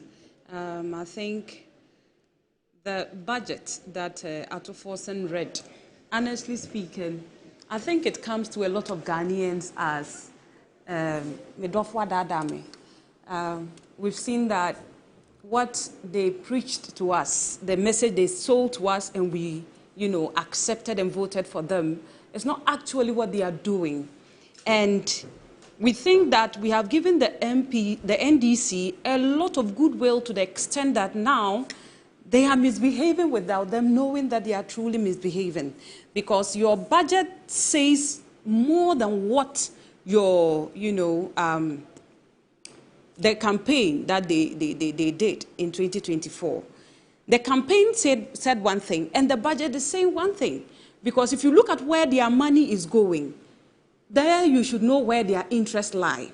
Their interest is not to give the Ghanaian any employment. That is not their interest, because the figures are telling us that this is not the interest of the government of NDC. Their interest is to come and enrich themselves.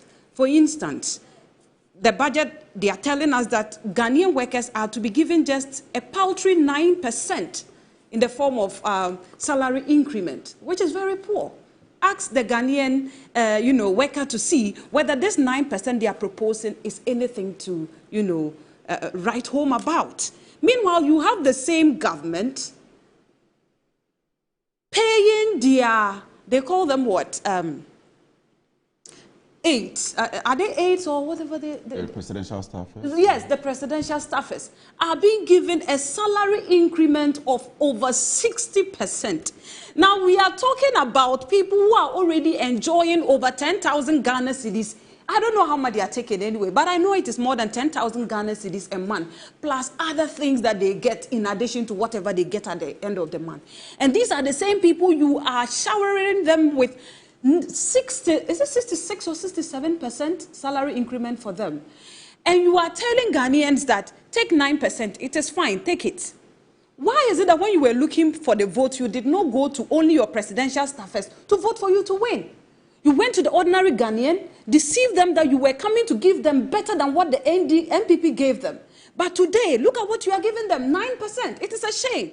Whoever proposed the 9% or whoever endorsed this 9%, that person must bow his or her head down in shame, because the Ghanaian deserves better than this. You came explaining to them that we are coming to institute a 24-hour economy. Now let's ask ourselves how much money they are pumping into the 24-hour economy that you and I and the children of our brothers and sisters will benefit. How much are they putting there? And you realize that they just pumped in something, how much is it? They gave us 90 million. 90 million Ghana cedis. Now ask yourself, if the girls, that policy where they are going to buy parts and give to girls, which we don't know who is going to supply. In fact, I think it is just work for the girls or boys in their party. They just want to do something to represent something to give the girls parts. But look, are you aware that the NDC has even exchanged the books we used to give to students at senior secondary schools with the pad? Are you aware? The books that cost not less than 150 Ghana cedi for one subject at senior high school, that the NPP used to give to all these students. The NDC came and decided to take all these things away from them and to give them just part. Are you referring to the textbooks? The textbooks that we give to learners to learn. In secondary school? In secondary school. Now they are asking these kids to go out there and buy the books. When Nana Addo Dankwa Akufo-Addo and Bawumia government was giving these students books for free, giving them uniforms for free, giving them furniture. Now you have decided to come and take away all those things and to substitute it with just a pad. Ask yourself, if those monies were rather used to push the 24-hour economy, where they have allocated 200, how much is it? Let me come in. They allocated 292 million in their budget. What if you added that 292 million to the, the 90 million Ghana cedis you are giving for the 24-hour economy to create more job opportunities for their parents? Are you telling me a parent cannot afford to buy a pad which costs about 10 or 15 Ghana cedis for the child? And Ghanaians are sitting down for the NDC to take them for a fool. I think there is time for everything, and at the right time, Ghanaians will definitely rebel, because I know Ghanaians are not the type that you just push back and they will stay down there. No, they will really rise up, just that they will give you some time. And so I will only advise the NDC that the time the Ghanaian is giving you, use it wisely. A time will come, they will use it against you. And whoever drew this budget and decided that, look, the 133 quotations we made that gave us the power, which of course, per the Afrobarometer's report, says that the average Ghanaian wants to rather be resourced to work rather than even working for government. If they didn't see this from Afrobarometer, and they didn't also remember their 133 that they themselves quoted to the people of Ghana, then I think the NDC must bow their head in shame, because the Ghanaian, as I said, deserves better. Now, let's go back to Gold Board. Look at the amount of money they are giving to Gold Board. They are giving Gold Board 297. You see, one of the places where the government has resourced so well ever since they came into power is the Gold Board. And I know at the right time, the MPP will call the Gold Board to come and account to us. because the monies they are pumping there is too much. You will also do oral with Gold Board? I don't know what we will do, but I know definitely that they will account, because we have actually, you know, prosecuted people and have found them guilty of, you know, stealing from the coffers of Ghana. And I know, and I have a lot of confidence in the MPP, that when we come back, we will make sure that they pay and they account appropriately to the people of Ghana. Now, if we go back to their so-called Medofwa Dadame budget that they went and submitted on the floor of Parliament, you see clearly that the NDC lost their way. They lost their way and decided to depart from their own manifesto promises to the people. Now you look at the NDC and you realize that even the man they have put in charge of labor, what is this man? The Minister of Employment and Labor Relations. Yes, this man has a penchant of not being able to see beyond his nose how to create a job. I'm saying this unapologetically because there are a lot of people who are hungry, desperately looking for job opportunities. Just some few weeks ago, we went and buried about 6 or 7 people who died as a result of looking for jobs at ELWAC. This man came and told the people of Ghana that, look, we shouldn't rely on government for employment. Who should we rely on? Has he forgotten their own manifesto promises to the people? Has he forgotten their own manifesto promises to the people? I am disappointed in him. Honorable Rashid Pelpo. Very, very disappointed in him. Can I ask a question?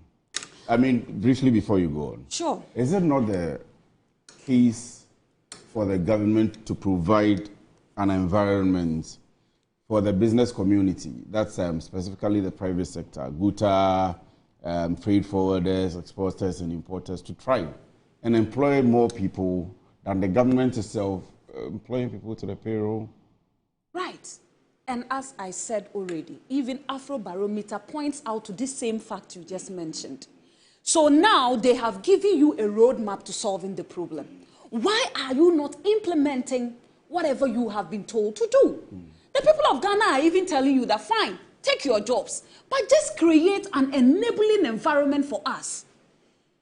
And you have people who have a history of telling the youth of Ghana that, look, go to the roadside, look for stones, gather those stones, go out there and sell, you will make money. Find out from him whether his children are looking for stones to put by the roadside and sell. Are you telling me that because my mother sells cereals in Bolgatanga market, I don't have a future? Is that what you are telling the Ghanaian youth? Are you telling that small boy who is in school right now, trying to buy lecture books, trying to pay accommodation, that look, all these things you are doing, all these suffering that your mother is suffering to put you through tertiary, it will result to nothing, because I will tell you that go to the bush, cut, what do you call them? Trees down, dry them up, send them to your village, whatever square, and sell. What are we doing to the youth of Ghana? Even the words to speak, you know, to bring life to the spirit of the youth, you don't have it as a leader. If you don't even have the money to create the enabling environment, are these the words you should let out of your mouth? When your children are sleeping in AC chilled rooms, your children don't know what hunger is. Your children don't even have to think about where their next meal is coming from. In fact, your in-laws are not even thinking that, oh, I have to go and beg any politician, because they know they have an in-law who will help them. So who comes to help the ordinary Ghanaian who knows nobody? Who has nobody who is influential? I'm disappointed in him. He's supposed to be a seasoned politician. He's supposed to be very much aware of the challenges of the ordinary Ghanaian. And he's supposed to speak to the souls and to the dreams of these young people. But unfortunately, his words pierced my heart. His words shattered the dreams that some of us had, that even if our brothers are occupying positions and we go there, they can help us. This morning, I'm not a happy person. I remember when I saw it, first thing I went on social media, Facebook, and I made a comment about it. What will be my use if one day I'm given opportunity to occupy position and I occupy that position and not perform? In basic science, they tell us that matter is anything that occupies space and has weight. Do you have weight? Do you bring weight to that position you are occupying? That's the question they should be asking themselves. Whew. Right. Yes. Let me give you 3 minutes. Before I go on break, Prof, let me give you 3 minutes to either rebut or to comment. Then I'll give her the same. Then I'll go on break and we'll come back to the OSP versus Ofori-Atta. Thank you very much. It appears Tabitha seems not to really understand the leakage of issues. Don't tell me I seem not to understand. If you started that way, it won't be good. Don't say that. You cannot determine how I understand things and how I don't understand things. Prof, please. So can you wait? When is your time? No, but you don't take a swipe at me like this and tell me that I am saying so. Diminish my ability to understand issues. And So that's can you allow me and then Definitely, you can come in? you can. So she first went on a tangent by saying that government have failed Ghanaians by increasing salaries by just 9%. And so that was very disappointing. But what she failed to understand the fact that with a salary increase of 9% today, you as a worker, you are still better off than a salary of even 15. Of course, it was not 15 within their time. I think it was 10% during the NPP regime. At that time, how much was Olonka of beans? Olonka of beans was being sold at 75 Ghana cedis. How much was a bag of rice? A bag of rice at that time, Lele, was going as 25 kg, was going around 750 Ghana cedis. Today, we are talking about 400 Ghana cedis. You ask yourself, how much was Olonka of Gari at that time? Gari was being sold at 30 Ghana cedis per Olonka. Today, how much is it? It's as low as 20 cedis or even less. So if your salary was increased 10% in 2024 and you are buying a dollar at 17 Ghana cedis, today, your salary is increased for just 9 Ghana cedis. You are buying a dollar at 12 cedis or even less. Aren't you better off? You are buying a Olonka of beans at 75 Ghana cedis 2024, and your salary was increased 10%. Today, your salary is being increased 9%, and you are buying the same Olonka of beans at 40%, at 40 Ghana cedis. Aren't you better off? So it is not about the increment, but it is about the value of that increment. How much value is 10 cedis worth today? Or what is the worth of 20 cedis in the pocket of Ghanaians today? So Ghanaians are still far better off today with 9% increase of salary than the 10% increase of salary in 2024. That's why I'm saying that she seems not to really understand the linkage, because if your salary is increased for 10% and you are buying things at a higher rate, you are still worse off. How much was inflation? Inflation, as at even just December 2025, when they were still in charge of affairs, inflation was at 23.5%. Today, we are talking about inflation being at 8%. So there is a lot of savings for the ordinary Ghanaian whose salary was just increased for 9%. So, of course, her argument is deflated by this point, that the fact that inflation is far less. And we talk about 24-hour economy. His Excellency John Dramani Mahama has deceived Ghanaians. It is not working. I can promise you, you can decide that today you want to go and renew your passport. Just go to the passport office at 12 midnight. You will be saved. If your driver's license is outdated and you want to go and renew, just go there at 1 a.m.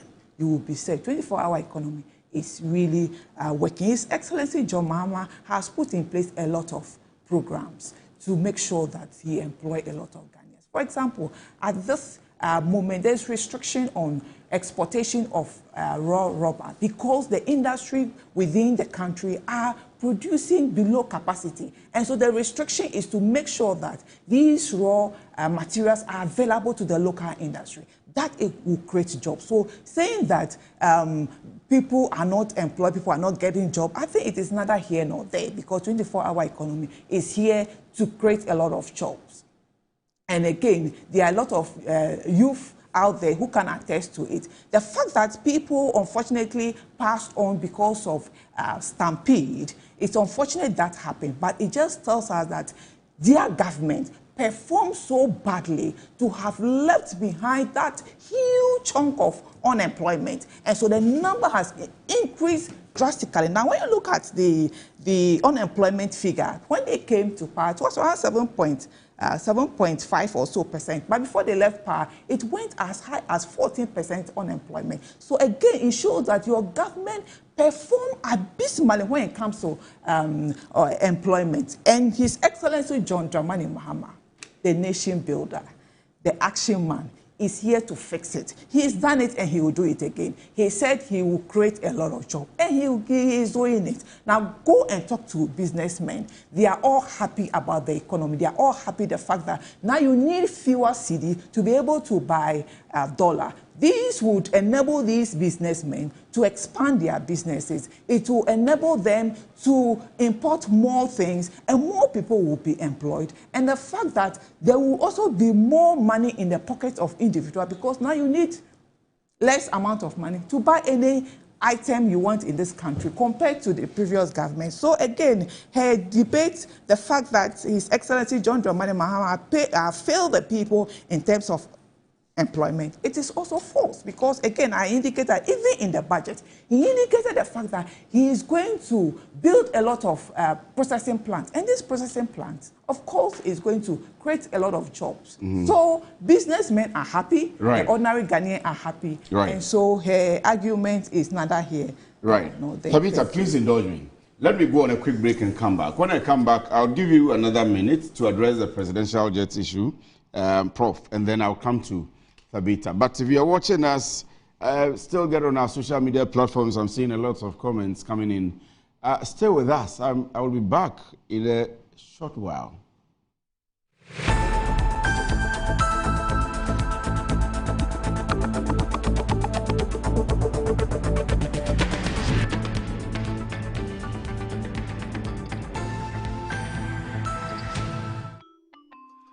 Start your kids' day the right way, filled with confidence to take on any challenge. Pepsodent Kids contains the right amount of fluoride and sugar acid protection to care for their developing gums and teeth. Grab either orange or strawberry so they brush with the sweet flavor they love morning and evening. Pepsodent Kids, giving your children a bright smile for a brighter future. Are you a headmaster, headmistress, parent, teacher, or an educator looking for high-quality textbooks for preschool, primary, and junior high school students? Look no further than Advocate Publishing Company. Advocate Publishing Company is a leading publisher of educational materials in Ghana that publishes very engaging, interactive, and comprehensive textbooks that meet the needs of students, teachers, and parents. Our textbooks are thoroughly published to make learning fun and easy. They are also designed to stimulate critical thinking, problem solving, and creativity in students. Make Advocate Publishing your preferred choice for all your educational needs. Explore our range of textbooks and educational resources. Visit us at the old GNTC yard near Kingsway, Accra. You can contact us on 0503 786 776 or 02408 06354, also 0531 600 360, and connect with us on Instagram, X and Facebook at Advo Publishing. Don't settle for less. Choose the best. Advocate Publishing Company, empowering young minds one textbook at a time. Thinking Publishing, think Advocate Publishing. Yes, next. Hey, Nadia Benson, Me didn't tum. Mr. Friendly Calico, just call me cockroach. Now, Mr. Friendly once now. Hey, that's you. Improve car. Yeah. Captain was key to double the action.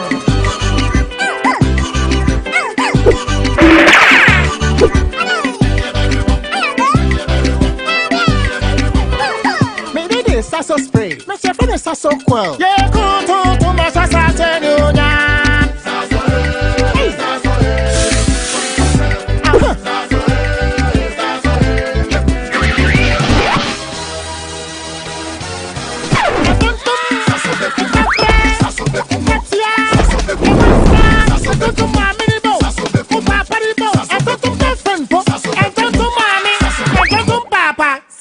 Come on, Tom Preco.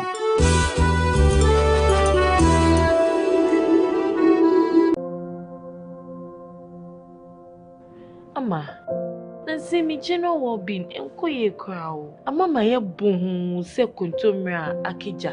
Nansi me hu se me nyo basi makura. Ama me kunu ni me into kwankwa. Oyiwa. Enye mo ko. Give us GC mixture and any capsules. Aye num boom. And what's some na more kana? A bois and ma any memina. Ne ma ba ye obesima. Na bear maswa ye bemasima. Ya, we be boa I'm a neck giant sour the shelly bottom. No when you yan and into sessing you or you chop one.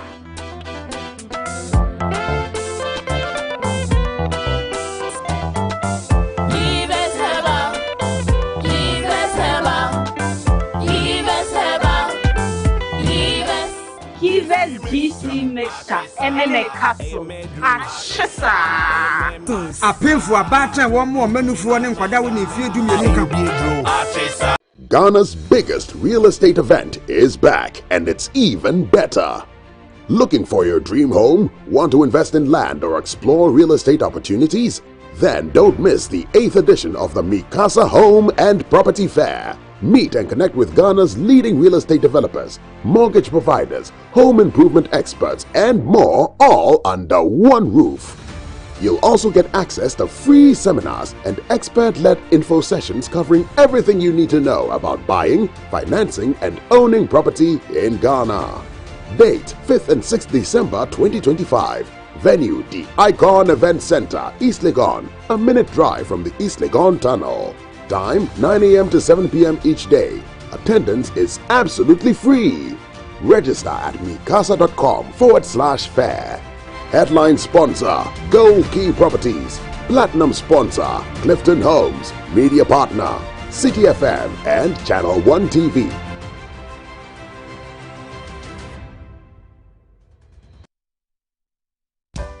In my line of work, a confident smile is everything. Kel Charcoal Toothpaste keeps me on top of my game and ensures my smile is always radiant and bright. With the tiring nature of my job, we spend several hours under the scorching sun. To keep our teeth white and our breath fresh all the time, we use none other than Kel Charcoal Toothpaste. Kel Charcoal Toothpaste. You're on a Kessie and in a kit one. Samayo Kendini, a who be here, Semetra Sapapadia to a mammy manful. Kel Charcoal's natural ingredients, and a bomb is so buying, a man is swing, and a sense of Mama Hoto so a will bedroom. Kel Charcoal Toothpaste.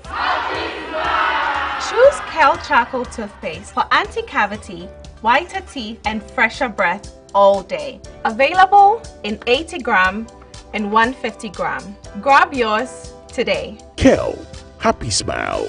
This advert is FDA approved. In a world where everything is connected, your business's security is only as strong as its weakest link. The growing threat of cybercrime has become an unescapable reality.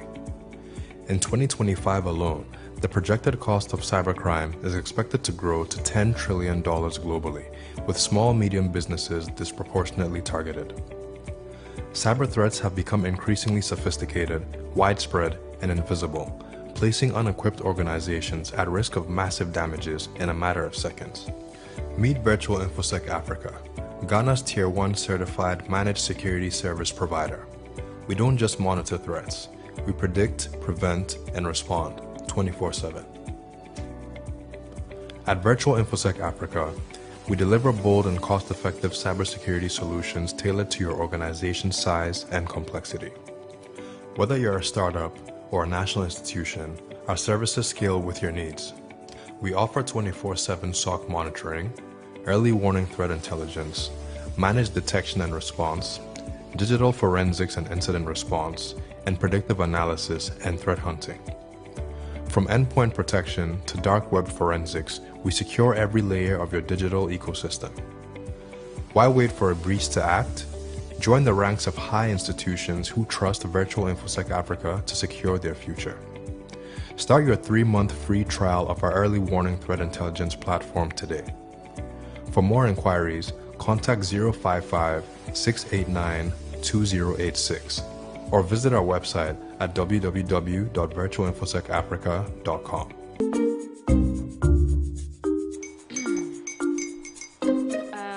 Kwame and his uncle are almost here. Wait a minute. This one too, your friend Kwame. Wait, Kwame. As in the same Kwame again? Yes, Mommy. The second coming. Into all this tension just to reintroduce that broke boy from Kaswa.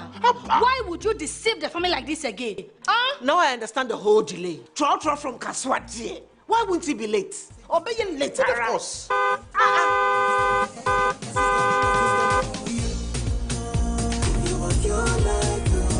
Star 712 hash, star 712 hash. Go be the luckiest, copy from Georgia be luckiest, from not the block she be luckiest. Me and you go be luckiest. No matter why you're luckiest, everybody go be that luckiest. That's Kwame! Send your God up boom. If you put it toye, so would the coming of the son of man be. Is that his car? Ha! Even now, your shadow the way designer. I use my own mouth to reject him. Oh, this is my mouth. Look at that. Kwame, my son. Now, tell me the truth. How did this all happen? Oh, mommy, simple direction. Mr. Goodluck no check me way. Yeah, man. Easy car. Or dial star 712 hash. The devil is a liar. He picked his ticket and entered his lucky 5-digit number. How much baby? Oh, how romantic. And he followed the prompt, yes. And then boom, confirmation test. One quick, pick 5 numbers for me, okay? I'm feeling like 7. Dial star 712 hash. Choose your ticket. Enter your lucky number. Follow the prompt and let destiny handle the You see how they love you now? Yo, do you have family permission? Before December, may release a motivational album. Patapa, my super. This promotion is regulated by the NLA on the Caritas platform.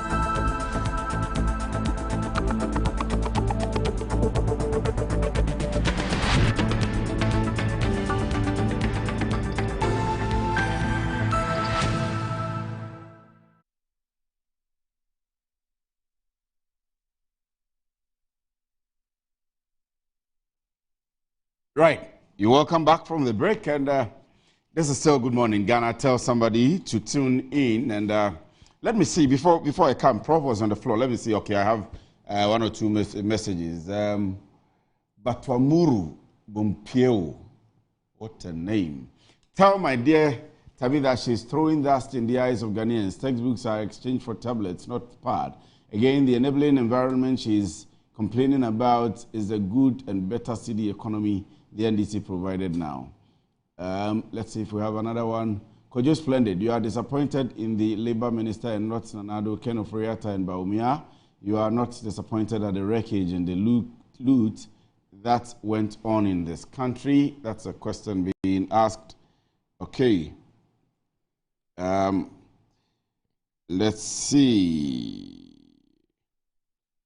Can I come in here with the tablets he's talking about? I'm going to give you some time to speak to. So I'm giving Prof a minute or two to round up with the presidential jet issue. Then you will have all the time once the text messages have come in.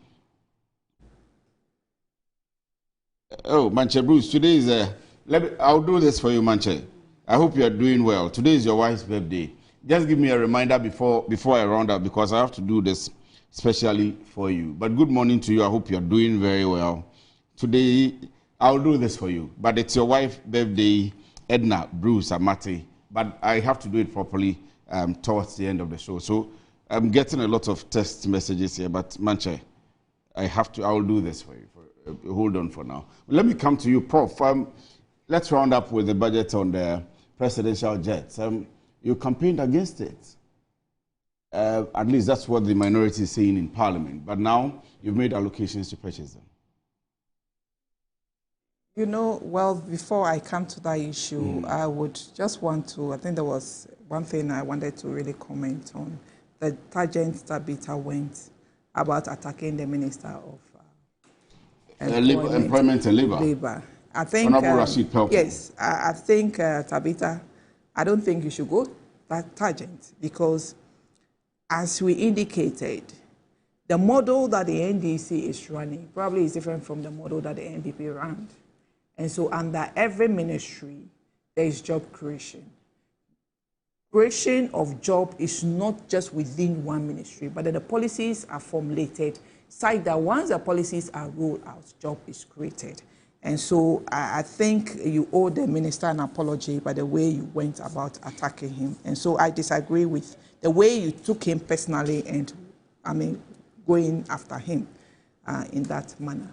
Now the presidential jet, I think there's been a lot of discussion. I didn't want to really talk so much about it, about the purchase of presidential jet. Yes, after the accident that took place, may their souls, or the souls of the departed, there's been a lot of discussion about how lives are being compromised in the issue of, well, we need to save money, well, we need to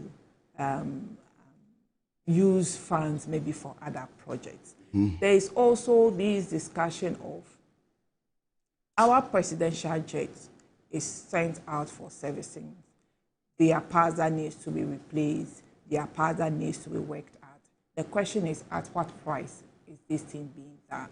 I think it's through all this discussion that the government saw it necessary that we should purchase some new jets or presidential jet. And I think it is not out of place. Nevertheless, as the government have made some allocation towards purchase of jets, that is not compromising on funds availability for other crucial and equally important sectors. The funds are allocated strategically to make sure that all sectors are catered for. Ghanaians cried out when the NPP wanted to buy jet because of the poor and bad management of the economy at that time. At that time, when people, or when inflation was at 54%, when there was no money in the economy, we had our president, renting jets at 14,000 £14,000 per hour. Of course, I think it was just normal that the way the excruciating pain Ghanaians were going through, they had right to complain at that time. Now we are seeing a lot of relief, as I said, a lot of relief in terms of the prices of goods and services, a lot of relief about how the value of our money in our pocket. And so if we are saying that, yes, using the old jet puts the president at risk. We've witnessed what happened, and so some funds are allocated. I think it's in order, and I said this is done with still at the back of the minds of these individuals that, yes, our economy is still coming out from the shackles it found itself. And so still funds are allocated proportionally so that other sectors would not be affected because of these decisions. So that's what I can say. Right. Of course, there's a lot of discussion. Right. And so it's prudent to look at pictures of it. Right. So, Thabita, I can now give you the time to respond to all the things and the text message as well that came in. So, yes. You see, you have the next 6 minutes. That text message that came in sought to deceive the people of Ghana. I think we all have wards. Even if you don't directly have a ward who is in SHS, you should have, a neighbor or a sibling who has a ward there. And let's ask the right questions. You remember the MPP introduced the tablets, every kid to a tablet policy before we exited PAR. Some schools had DS, others didn't have. So this tells you that the enrollment, or should I say the distribution of these tablets didn't cover every student. And if only he is an honest person, he should tell us any school in Ghana that have all the children given a tablet. I know of one school, and what I know is that their second-year students who happens to be Nana Addo Dankwa Akufo-Addo students are the ones that were rather given the tablet, but not the first years. I'm talking about the first years. The first years have been denied the books, and they have also not been given any tablets. Let's get that clear. 2, they haven't been given uniforms. Track suits, they haven't been given any. And if he thinks he has any evidence to prove what I have said here, he should provide those evidence instead of, bringing fallacies out there for people to... We are no longer interested in your words. We are interested in the results that are backing those words that you are sending. And so, Mr. Texter, I think you just wanted to cover up the mess your party is doing, but you didn't do that so well. Now, with the presidential jet, I'm disappointed in the NDC. And at the same time, I'm disappointed in the fact that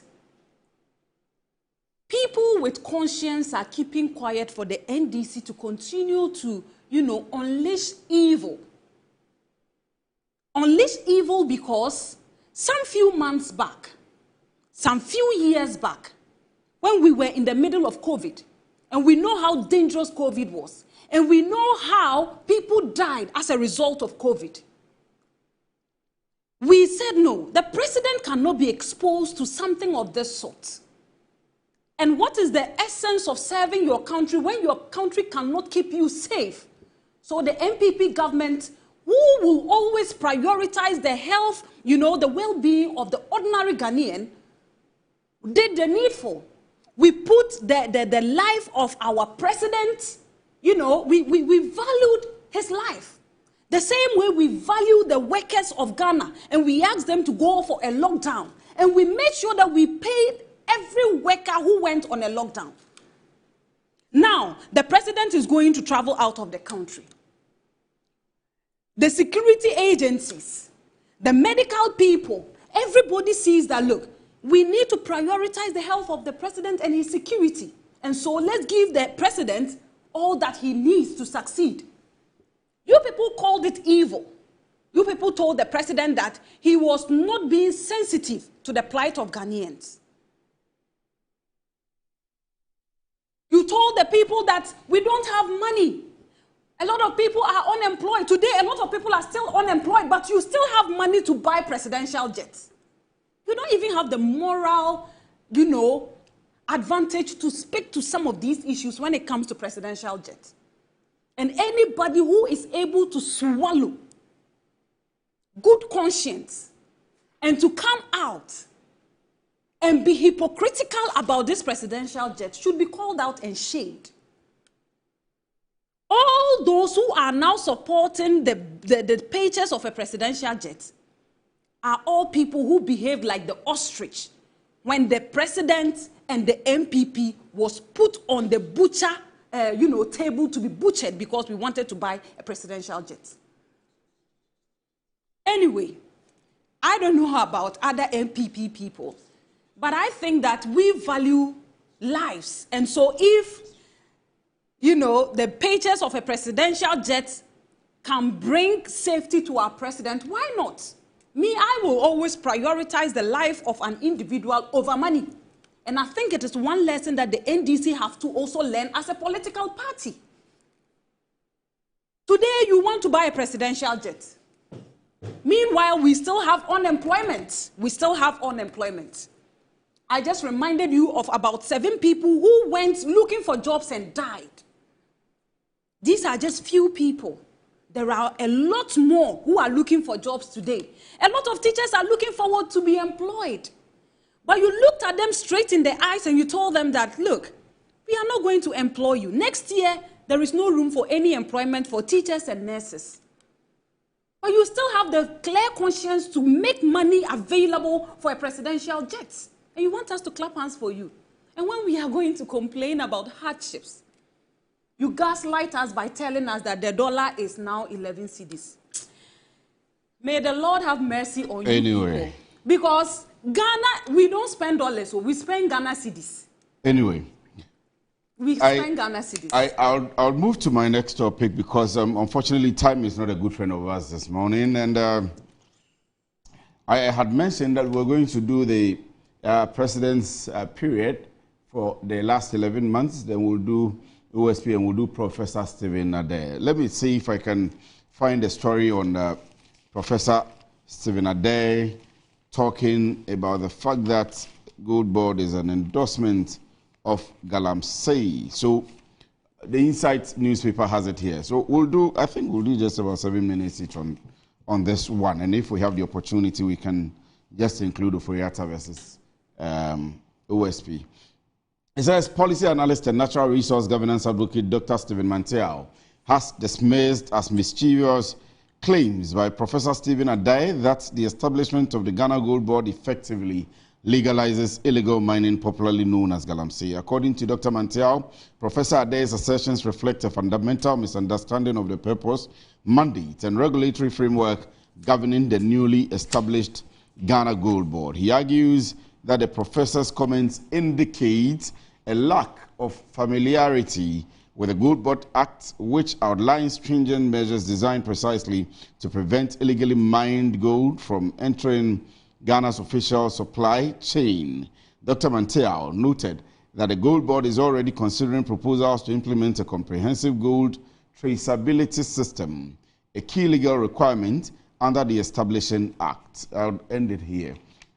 And Thabita, I want to begin this one with you, including all of this, including the minorities' request that the Minister for Lands and Natural Resources should be updating the Parliament every week on the NIMOS, on the fight against Galamsey, on all of the things that when they were in opposition they had said, and now how they are being able to fight Galamsey. But all in all, Professor, are there things that Gold Board is buying gold from illegal miners, and so it is in effect endorsing illegal mining, Galamsey? You know, the NDC will continue to suffer from credibility, issues because of the way they postured themselves during the campaign. And in fact, when it comes to illegal mining, Gold Board, and everything that has to do with it, at times I talk about it and I get very sad along the way. Because I remember vividly that during the campaign, I was always of the view that we cannot be divided, especially the political front cannot be divided when it comes to the fight against Galamsey. Yes, fighting Galamsey. I remember severally calling out the NDC and telling them that, look, the way you are posturing yourself is going to be dangerous. For example, we come and sit here and say illegal mining is no good and that those who are engaged in it will be arrested. And you have the president come out to say, look, we will give them amnesty because they are just ordinary citizens who are looking for jobs and will rather go after the kingpins. Today, what is going on? What is going on? A sad incident happened in Obuasi, where they entered into people's homes, dragged out their daughters and their sons, locked them up, took some to the prisons, and some are dying slowly, killing the spirits of these young people who were just having a sleep in their room. All because you are looking for people who are gold miners. Why is it that you didn't go to the pits to arrest them? But rather, when people went to their homes to sleep, you went knocking on their doors and arresting them with or without evidence of their involvement in any form of illegal mining. Shame on them. Those young people that you have locked them up in the prisons. I heard Kumasi Central Prisons, they have locked up a lot of young males. In fact, it is sad. Why are you not going after the kingpins? Why are you still chasing those same youth? You deny them the 133 24-hour economy. Why? We cannot run governments with, without a heart, because it is a human institution. You need to add your heart to it. That is the only way you can solve people's problems. But unfortunately, we take ourselves out of the equation and we push the very vulnerable in society into trouble. Meanwhile, the kingpins are left out there. It is sad. And I know, as you are sitting here, you may have the privilege of, contributing to discussions when it comes to gold board or whatever, or any form of illegal mining. Remind your people of their promises to the people of Ghana that we are going after the kingpins. And as for those small people who are out there with just their, a basin or a pan, doing small, gold mining, we will give them the 133 jobs we said we will give them under our 24-hour economy.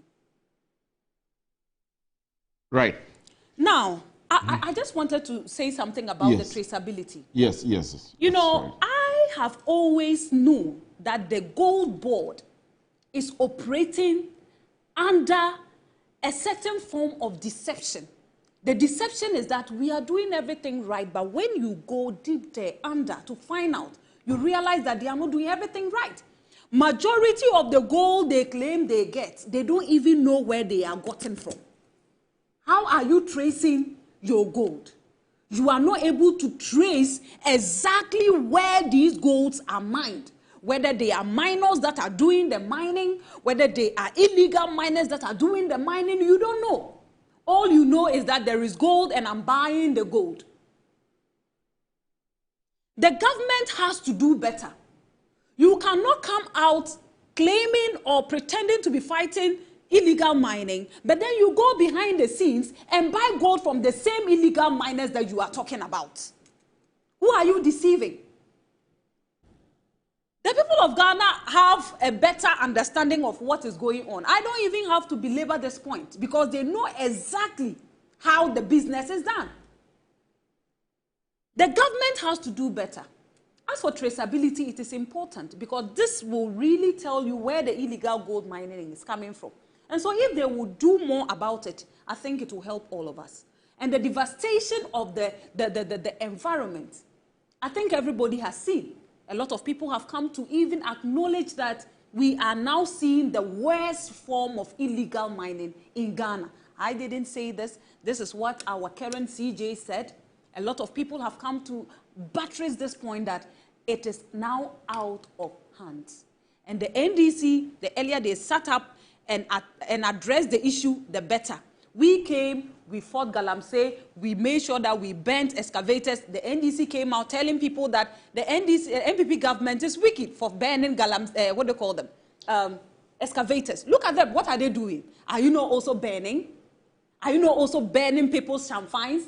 Why are you not making room for employment opportunities for these same young people you are driving away from the place? Right. So thank you very much. The time, forgive me, kindly indulge me also. I have to cut you in. I want to pick the break so that when I come back, I'll not have to cut you short of the time I want to give you. So please indulge me. You're watching Good Morning Ghana. We are live from our studios here at Rage. And there are other things I'll share with you when I come back from the break, but stay with me, I'll be right back.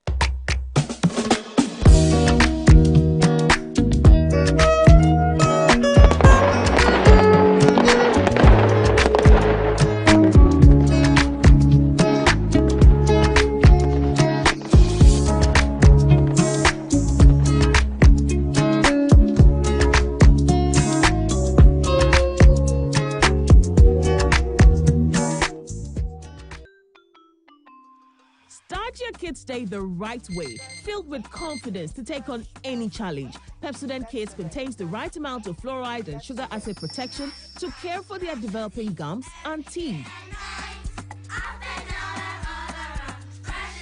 Grab either orange or strawberry so they brush with the sweet flavor they love morning and evening. Pepsodent Kids, giving your children a bright smile for a brighter future.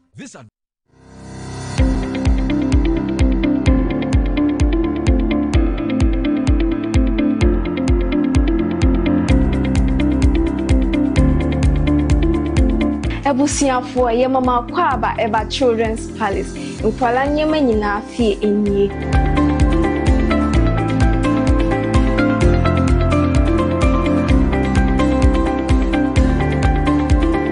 Yonkwala ntade mani mema nyina ntare nyina wase. Yonkwala shoes, yonkwala duane, yonkwala wipes, yonkwala diapers, yonkwala toys, baby coat. In fact, bibia opama omanyina obenye biwa ase.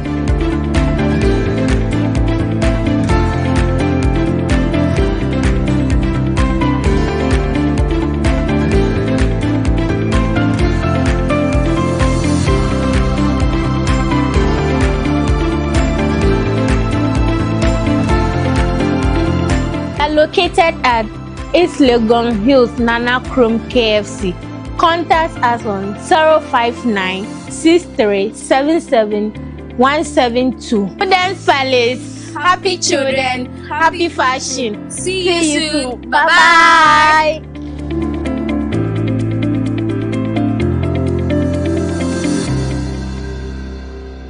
Wabedum time aso. Hey, J. Watch it, na learning. Missy, watch and learn. Makwaya mabesisia. Abozing. Akache say no ya konati and the more drink woman. Hey. But I didn't. Oh, sorry. She knew her old days. Eji. Dabi baby wom. Ready. Hey, baby wom. Ah, Eji. I'll cause some discomfort.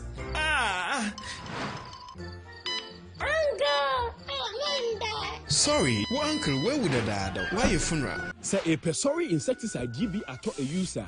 Co pharmacy in a shop biamu. Namum say a pharmacy supermarket and a shop ra. Na repedudu to a cotonwa. On for Royal Dutch and our Aerofield Trading. Effie spray with Daimwa. West Africa's soil yields global treasures.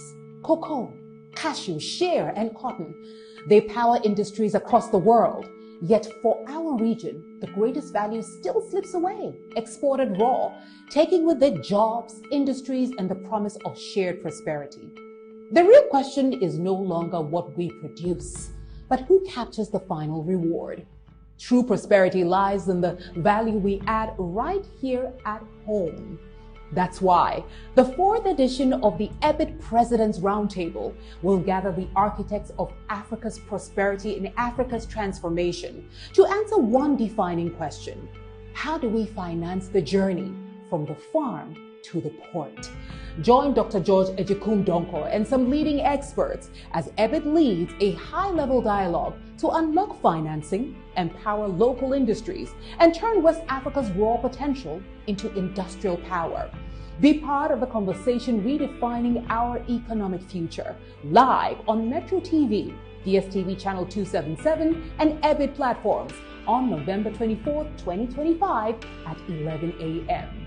EBIT President's Roundtable 2025, from the farm to the port, financing the value chains of West Africa's cash crops. My name is Anita Erskine, and it would be an honor to host you.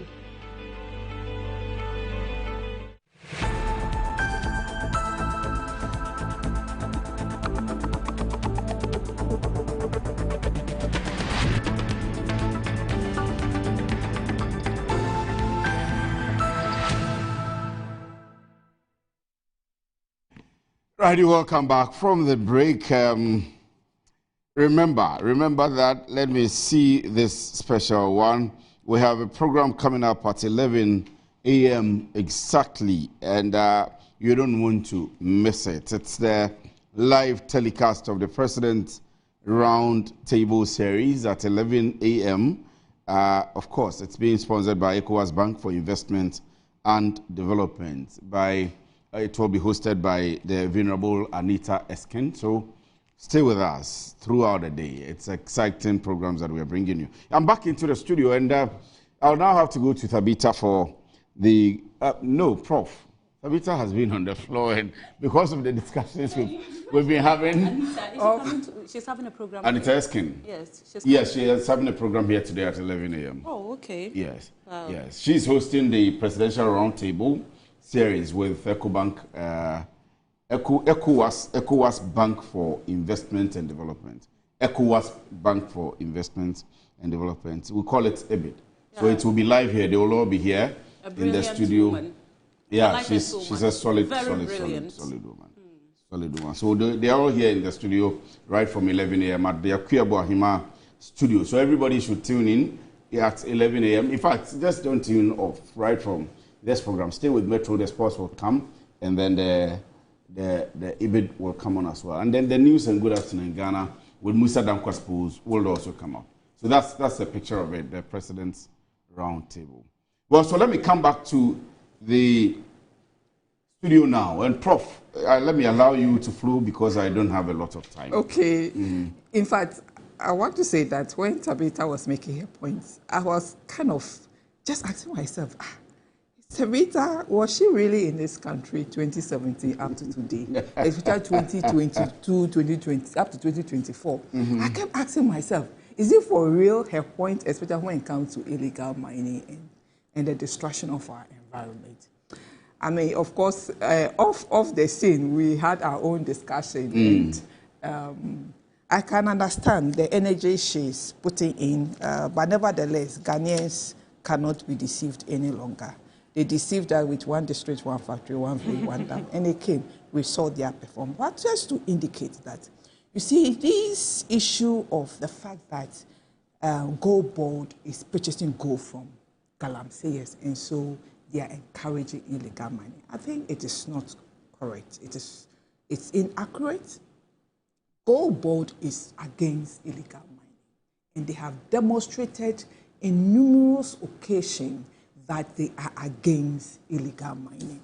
The Act in itself indicates that Gold Board is to purchase gold only from licensed small-scale miners. So they are not allowed by law to purchase gold from illegal miners. And so that should be stated clear. Gold Board has been committed as far as the vocation of the LI that allows people to mine in forests. The LI 2462, they have been committed to revoking that LI, and the government in itself have gone ahead to revoke that LI. Again, Gold Board have put in place systems or planning to put in place system of traceability. This is because there is a tendency that even these small-scale miners, I don't think it's so, but there is that possibility that they can also purchase the gold from Galamseyers, and then Gold Board will purchase from small-scale miners. But to state on record that Gold Board is against illegal mining, and they have demonstrated just recently, Gold Board donated 5 Toyota pickups to NIMOS and also gave them 5 million Ghana cedis as a way of supporting their fight against illegal mining. You cannot support a body that is fighting illegal mining when you yourself you are encouraging illegal mining. I don't think it is correct. And it is sad that instead of people to rather hail this young man, Sammy Chemfi, for the great work he is doing.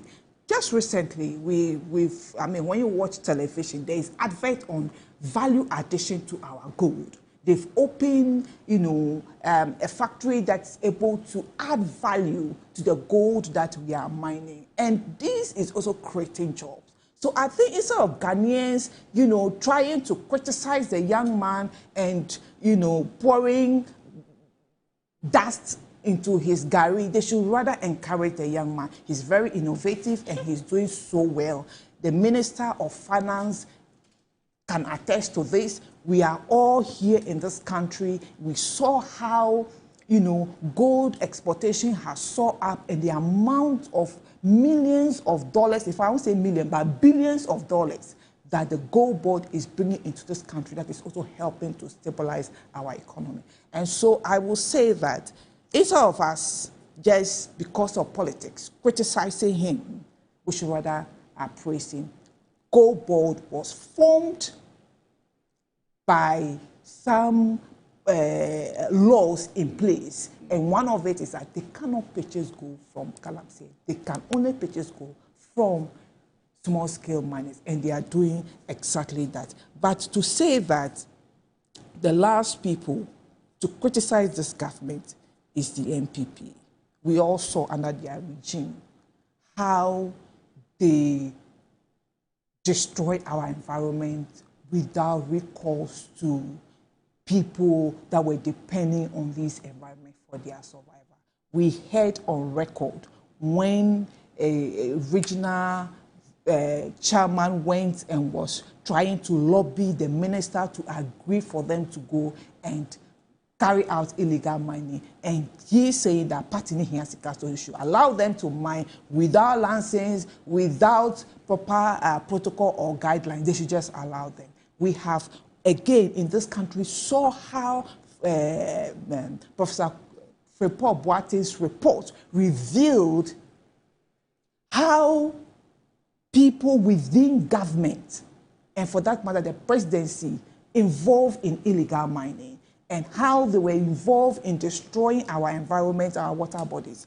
And so they are the last people to condemn this government. But I can tell you and I can bet you that this government is doing everything possible to make sure that this minute is brought to a halt.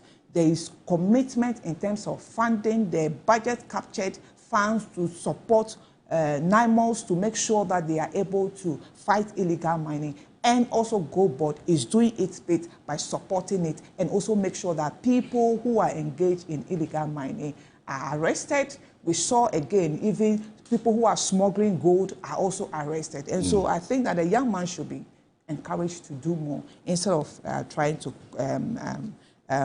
condemn him. And so Professor, I just forgot him. Professor Ade. Professor Ade. Yes, I think he should really come well. I think as a senior citizen, when somebody is doing well, we need to encourage the person to do well. He can attest to the fact that Gold Board has contributed significantly to the stabilization of the Ghana cedi, and so he should rather encourage the young man to do more instead of putting outside statement out there. Right. Thank you very much, and ladies, let me try a little, just 1 or 2 minutes. I can only give 1 minute. Okay. In fact, my time is up and I have some commercials to read. So in 1 minute. What Prof. Adai did was to open the Pandora box for Ghanaians to appreciate what is actually going on. I don't think we need anybody to tell us who Prof. Adai is. Prof. Adai is a seasoned, learned person.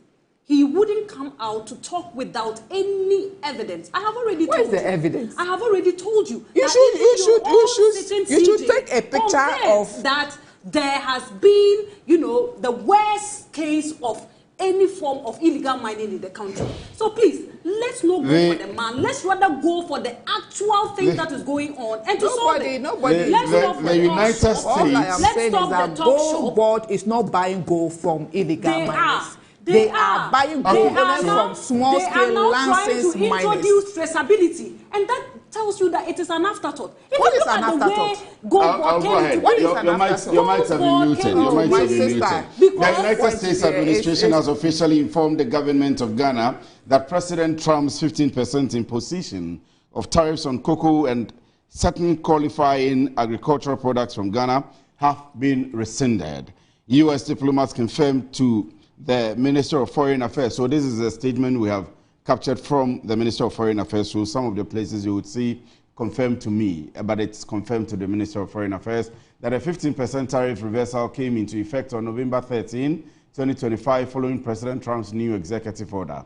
Other agricultural products from Ghana now exempted include cashew nuts, avocado, banana, mango, orange, lime, plantain, pineapple, guava, coconut, ginger, and assorted peppers, with an estimated annual Ghanaian cocoa beans export to the U.S. averaging 78,000 metric tons, and at current spot price of $5,300 dollars per metric ton, Ghana stands to raise additional revenue of $60 million each year, resulting from Trump's tariff rescission.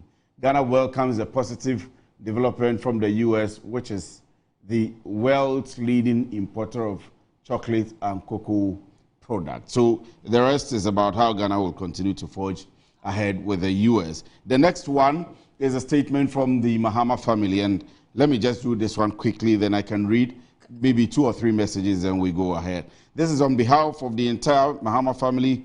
We wish to express our profound, and I'm quoting, gratitude to all who stood with us during the funeral rites of our beloved mother, the late Madame Salome Afishata Ama Mahama, held on the 22nd November 2025 in Salaga. We are deeply honored by the presence of His Excellency, the President of the Republic, Her Excellency, the First Lady, the Right Honorable Speaker of Parliament, His Lordship, the Chief Justice, His Royal Majesty, the Yabon Wura, His Royal Majesty, the Yana, the Pimbe Wura, the Boli Wura, the Buipir Wura, the Bimbila Wura, Honorable Ministers of State, Honorable Members of Parliament, the Inspector General of Police, the Comptroller General of Ghana Immigration Service, heads of other security agencies, the Governor of the Bank of Ghana, Chief Executives of state institutions, leadership of political parties, distinguished traditional leaders, friends, colleagues, and relatives far and near.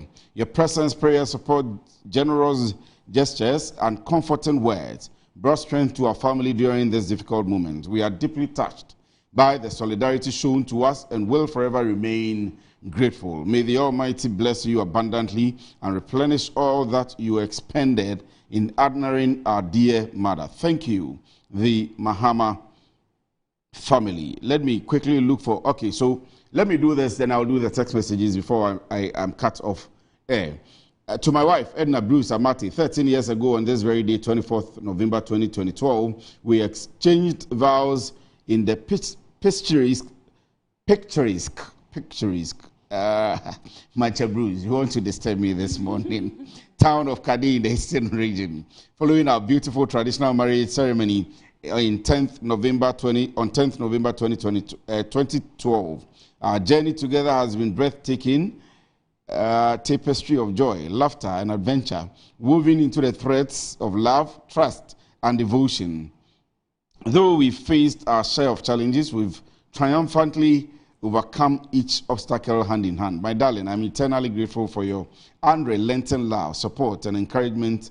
You are my rock, my partner, and my soulmate. I love you with each passing day and promise to remain faithful to you through all the life's joys and trials. Forever yours, my safe and tasty brown sugar.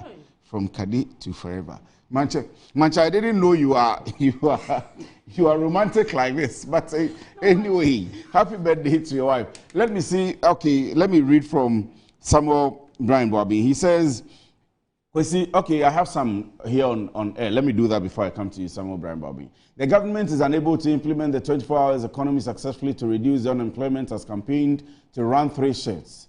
Also, why new presidential jets when the NDC government have not been able to solve the problems they elaborated against the NPP government when similar decision was taken to buy new presidential jets and aircrafts for the military. That's Yao Febri. Yao Febri, you didn't tell us where you're texting from. You value lives, yet you took so much with our DDEP. Kojo Splendid says, do you know the number of people who passed away because of your DDEP? The hypocrisy is alarming now. Let's see, do we have more? Chris Nyame says, you politicians should stop using the word ordinary Ghanaian. It's disrespectful. Or else we will also address you, you people as criminal politicians. Chris Nyame sent in that one.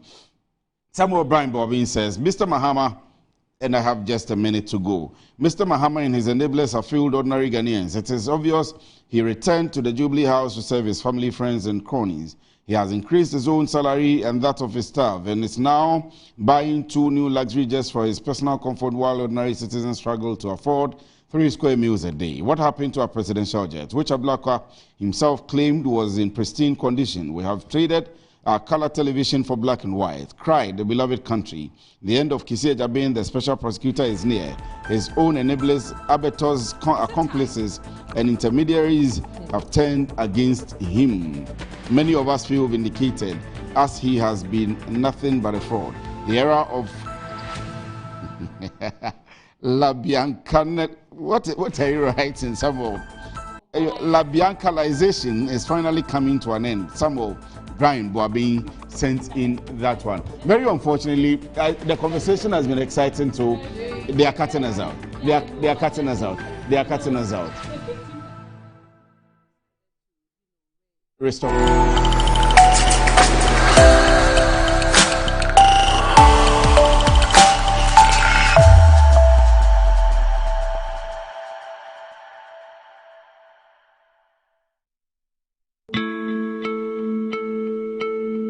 West Africa's soil yields global treasures. Cocoa, cashew, shea, and cotton. They power industries across the world. Yet for our region, the greatest value still slips away, exported raw, taking with it jobs, industries, and the promise of shared prosperity. The real question is no longer what we produce, but who captures the final reward. True prosperity lies in the value we add right here at home. That's why the 4th edition of the EBIT President's Roundtable will gather the architects of Africa's prosperity and Africa's transformation to answer one defining question: how do we finance the journey